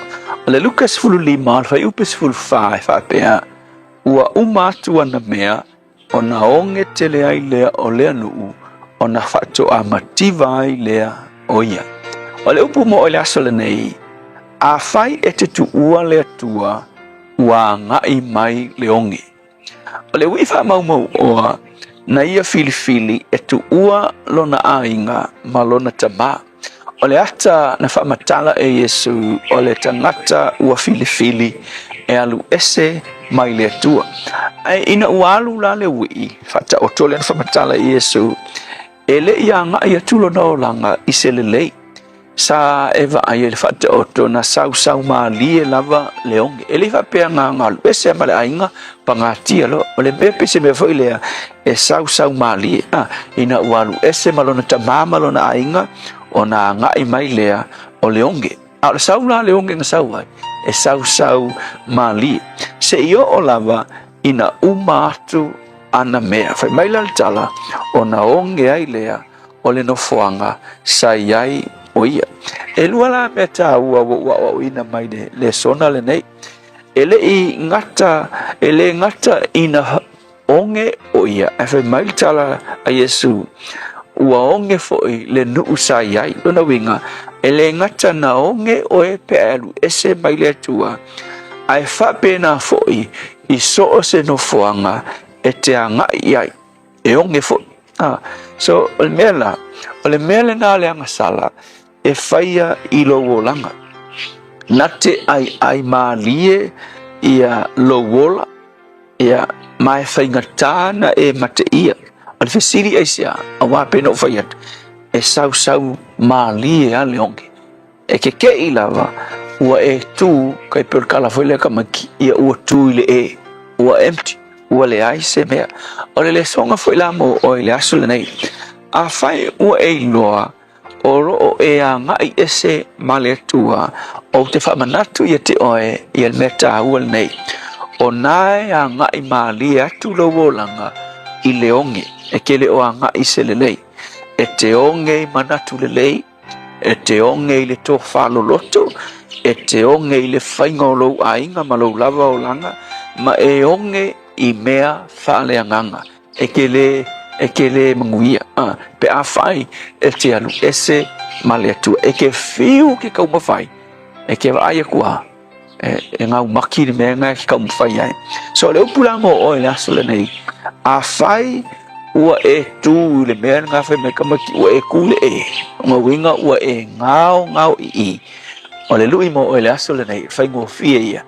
Toi foi i le tua. Whapei o le wi wha mau oa. Anga le poto o ia ma mawhau e toi fo i lon tama whātu ese lon tama ma le o le langi e le i ule lei lona o langa whapena fo i la oe a whai ua e tū langa panga tia ua e whiu e kau mawhai ia e loa o le mafuanga ua e alu ese mai le tua o ai lava se tasi o lo ia i se tū langa whapea i le nei aso ua whiu e kau mawhai se e whamanatu ia te ia o le o lea fiu e kau mawhai o le alu ese ma oe. Ia I loa o na wha maua lalo, ma toi fo I atu ia te oe. Whaafitai Yesu. Amen.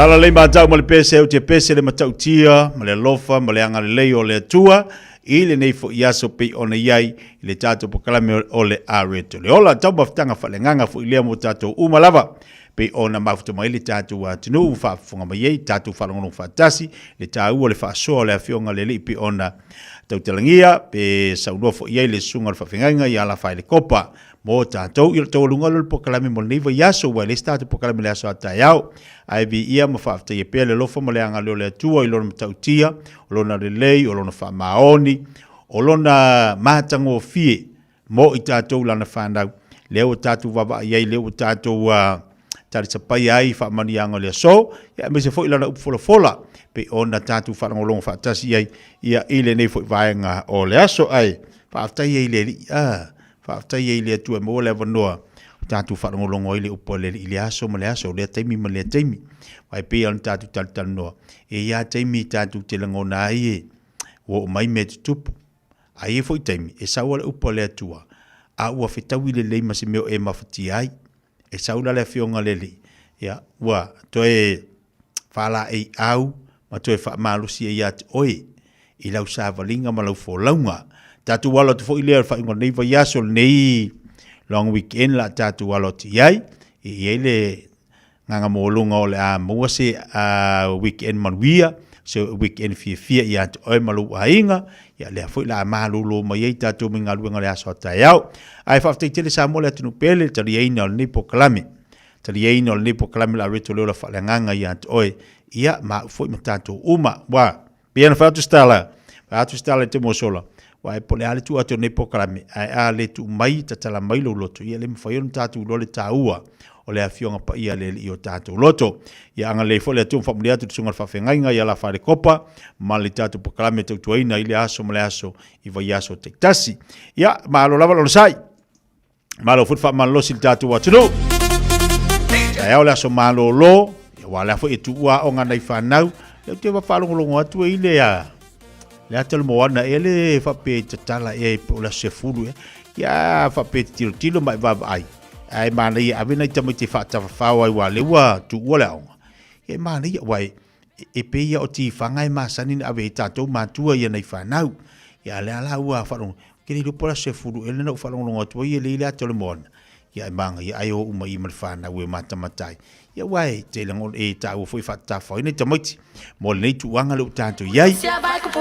Whamalo te riso i la tau. Olo mafuta mai ulunga o penga te whailangi. Whamalo atu tātou pokalame i ante utole nei vai ngole aso. Malo lavan mafuta mai. Ai, wai nei tātou whaalisilanga le utonu mai. Na tātou tali watu la watu di sini o tātou whaalisilanga.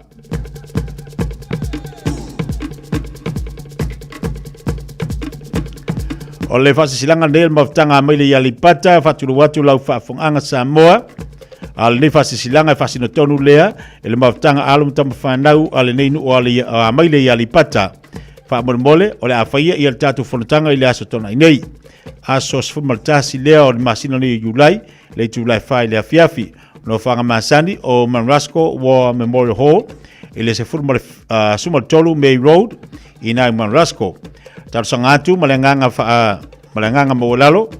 Ele pa iyo le tātou mafutanga ma le autalavou na ia tātou awai whaatasi mai i le aso. Se i o tau whaafonga e se tūlanga o iai tāpenanga le tātou ngāluenga. Talitono la tātou maua i se whelo inga Fiafia i le aso au aso finangalo Fiafia mo le anga iluma o le tātou mafutanga. Mo nisa whaamtalanga whaamole ia whaafsota iane i le asi vitale whaatonu i le olu atasi 2 Whaono no lua, olu tasi 2 whaono no lua, whaaftai sainia lau whafono. Ole mafutanga le nu ovai e sa fata, whaasisilantu le avama le whaalalo. E te tauwai le mafutanga alo mutama whanau o le nei nu ovai e sa fata, ai maiso le tātou nuu o loa fio i au kila nei e whapea. O le awhaia le tātou mafutanga masani le astona e sumatasi Julai, le Julai tasi le oli i le lawa o lutu i mga mau, i le tuatusi whanine te place i nai mangele. Talo tuai balenganga whaalalo, ina ia tātou awai uma mai i le tātou mafutanga, tātou whelo iai. Ma whaamarama vaenga uma o le tātou malanga i Samoa, i le masina ua tuana iatu. Tātou talsi ia le anga lei mai o le tama urilangi, e wamboli atu iai lo tu se fua maso mātu wola, i naso ua ato whaina tātou te whelo iai. Moriso whapatalanga whabolebole, waala wane i al taitei whono, i le telefonu le olua tasi o iwa 522 olua tasi o iwa 522, ma le whaala le tele o le laulau a whono, mafutanga vai e au kilani.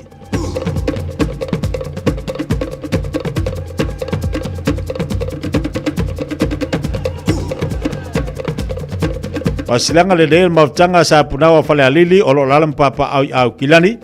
Pasinutonu le nei silanga taua i alam tama whanau le nei nu o sa punawa o lo afiam papa au kilani nei. O le awhatanuina la solusu molimo Julai i le tula se fulu toris fulu por afars fulu. I le taiao le no whanga lea sa awhatanuinai i ale tatu lotu whamanatu i le hola le kalisia PIPC on hanga. Whamonimole tatu mafutanga. Mana tua mai ia sau taitai awase tatu wha malastino wha pia foi mali tatu la fonga. O le nau lava ina ia whaamautuina ma whaamausalina. Pea le alo ni lumba o le maftanga a walava se tātu a whianga i Samoa ma New Zealand nei. I ele manatu maulunga. Tātu tala soifua ia le sopo atu. I le soifua ma le ola. Tātu whilo ia i le aso ua tō whaina. Whaia le nei whaasisilanga ma le nganga whaalava o le laulo wa fono ma le komiti. O le tātu whamarastino le timo le no SQ Sumpa. O le Fiafia Mai le fel tatu supa le holo le te puke. A fale ono le Fiafi. A fale ono le Fiafia le fel tatu Fabrastino i le holo te puke na i Otara. Wa ngatonu lava na i le afo i le swimming pool. Ia afala le ono le Fiafia Mai au te bisia fo i le Fabrastino ai mo le vaias fo la mfanto longo pu le tatu watu tu langa o la i tatu Fabrastino le mo le vaias fo. Aso tonai. Le foi la foi il tatu boxing al tatu salasi, tatu famarstino le foi nal tatu fal i manukau. La foi il tatu famarstino nal afo le fitu le Fiafia le astona. A Fiafia le astona o a minol tayao la astona. Tayao la astona il foi il tatu boxing por famarstino na il tatu fal na il astona. Al aso tayao o la foi il tatu al sumpa il na il tepuke hall i Otara. Ia pauna ia nei fasi silanga le tonu mai lunga tatu proklame le vai ngole uli mal mafto mal tatu watino. Pai ngole yaso a if you mana bia foi se tio le Fiafi. Le la boa te fal tatu German pan mal tatu cinnamon roll. O le tatu pan popo a wal fonga ta mafa por balu le tayao. O na bala mai le tatu telefone le odu tasi odu fa fitu fa lu iva tolu. Odu tasi odu fa fitu fa lu iva tolu fa mole. O kamai ia lau trei ia po o sau German pan ona mfailia ia lea ona vatu ia langa tiro tatu tatite ia le tutu fale ia ele isi o kau fetua fa mole para nganga fa lo tatu watino ina o se balte bale wati le o to is futbol 5 minuti ona tale o le tu lai lua tale tu lai lua tapi mai fo ile ftarenga fo mo se man francisione a wal fo o wino tatu proclame se ia pa ia fistemi o le Fiafia na nei balo la banga lui malo fo sa i lunga tau tu le Samoa se futbol liba i toluamo.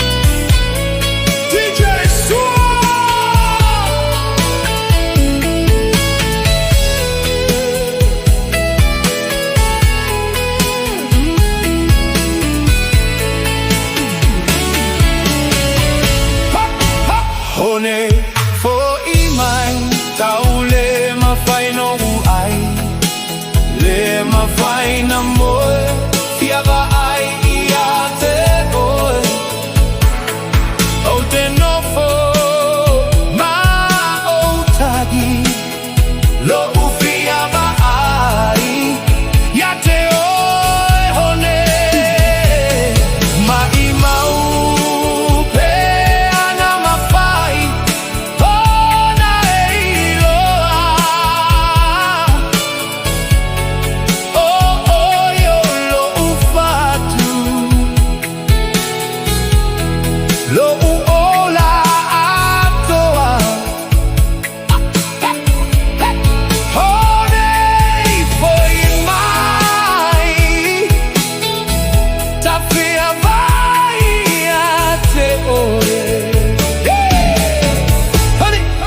mau whiana I loa Loa lofa mo oe Foi mai honey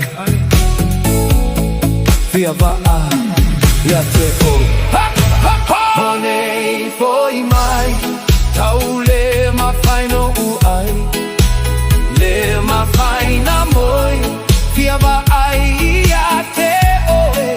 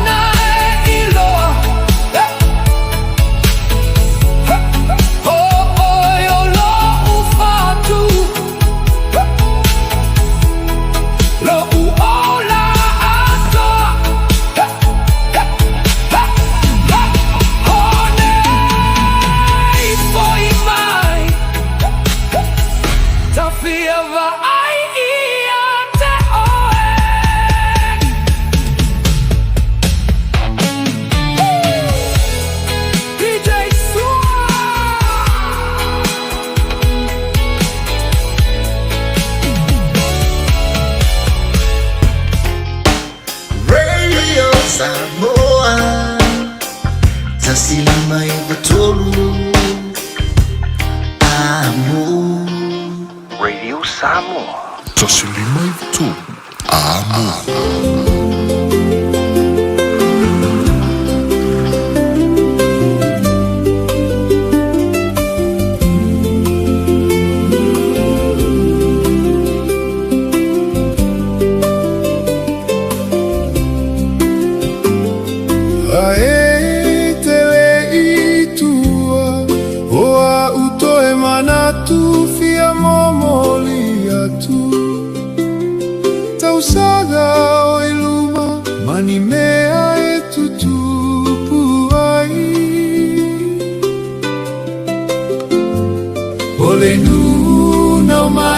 Ole afai pe mo ni lo sa ele olai Paule au te ofoina atua unei moe Ole ale ai se fale iluga ole maunga ma se fa atau ma ataua Le ai foi ni ofu le aga e te toelai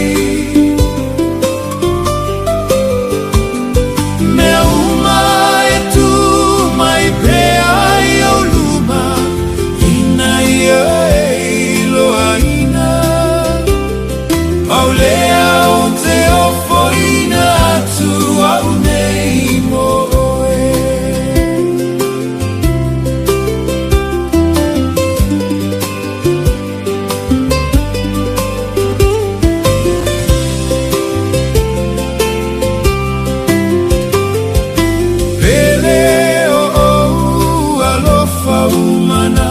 So se mea o te mawhaia Ia tau tuana ma oe o lo lea mana o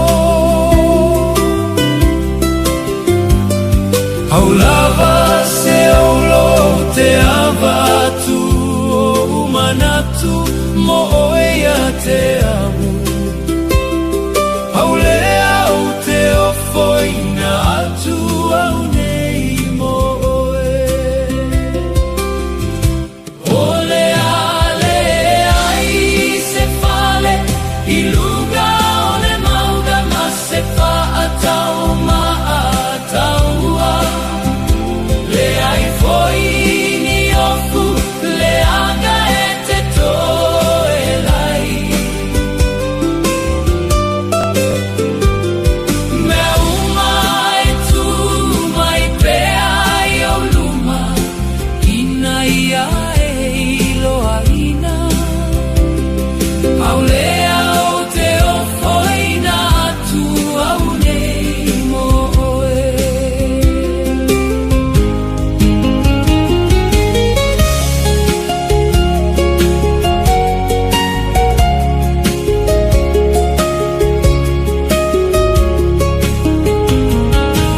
Fiafia mo tātou le oli.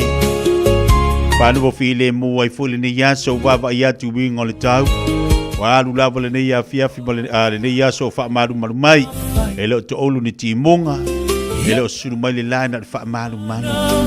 Te leo fwoi wa whaisi maru lua le nei yaso. Wha ma whanawhana le leilo tino i palankeke. Pai le leini au tō tini. Pai le lei au la e wha ma whanawhana i lutino. Pai le maltau maftanga la tō le fiafi. Yo e te iloa tau maftanga ia so whapene ma le malulu o le tau. E lengi a e popo a ia so whapenge. O le makwa ia bakwa le pusa e lengi e whasawha i le le whale. Batu ai la ia lea ma tatou apatuna lai te fulia. Pa ngofo le le iai uma upu. Le seve vesi ring. Lea ia leo seve vesi la tau. Ia kunguma lea leisa. Bako masinga whahasi kalu. Popo ai la ia leo lea fia. Ia uni tatu apa i tamafu iyo. O fasi mamoe. Ia lango le malulu ni te ua toa le ngao. Ia toa lunga lo suka mo lo toto mo longa. Ia o le baenga lava tui datu mo o le nei baenga le aso. Tolonga toa se tau tua masa uranga te tia le nei va yaso. Faftek tele sa mo le tunu pele. Tatu maftanga pe ona iai. Mo ilava le aso ngafua si epa ia mai le nei taimi o le oli. Le nganga i o le whaaftai mo le loto Fiafia. Ia e momole atua le nganga whaaftai tele le tatu watano. Ia tulanga foi pe ona iai. Ia le nei tatu maftanga. Ia le li. Whaaftai lau tapo inga Samoa le tunu pele. Le ngata foi lea. Ia o lau whinga luenga tofi le atua mo le tatu watano. Ia whaaftai tali aino se leo tia. Ia moli atu lo whaafenga ruenga ma tono lo maota mo lo lau tau mawhailawa e whaafifia le tatu watano. Ina ipo kalame ma tau tu alwira Samoa. Tatu whiro le vasa fōla songa fua. Tatu tau whaita talo i le li. Tai atuale tu se fua ma so uala vai. Tu e whaawau whiro le tatu po kalame masani. Tatu o le atama le ewa whaitala malie. Ia o le afo isau whaafonga neva yaso. I se tau tua ma sa unanga i se leo a se whaupunga o se tala vai atu whaafonga le atino. O le tau tamali lau whaafonga. Ia te whaafoi mai se whaamtalanga te tia malenganga whaaloalo. Le ase ato o tole tau au auna. E tau tuailu tau pa ia mo tau mamalu. Ia ai sa tau mawhailava le nganga mōlunga.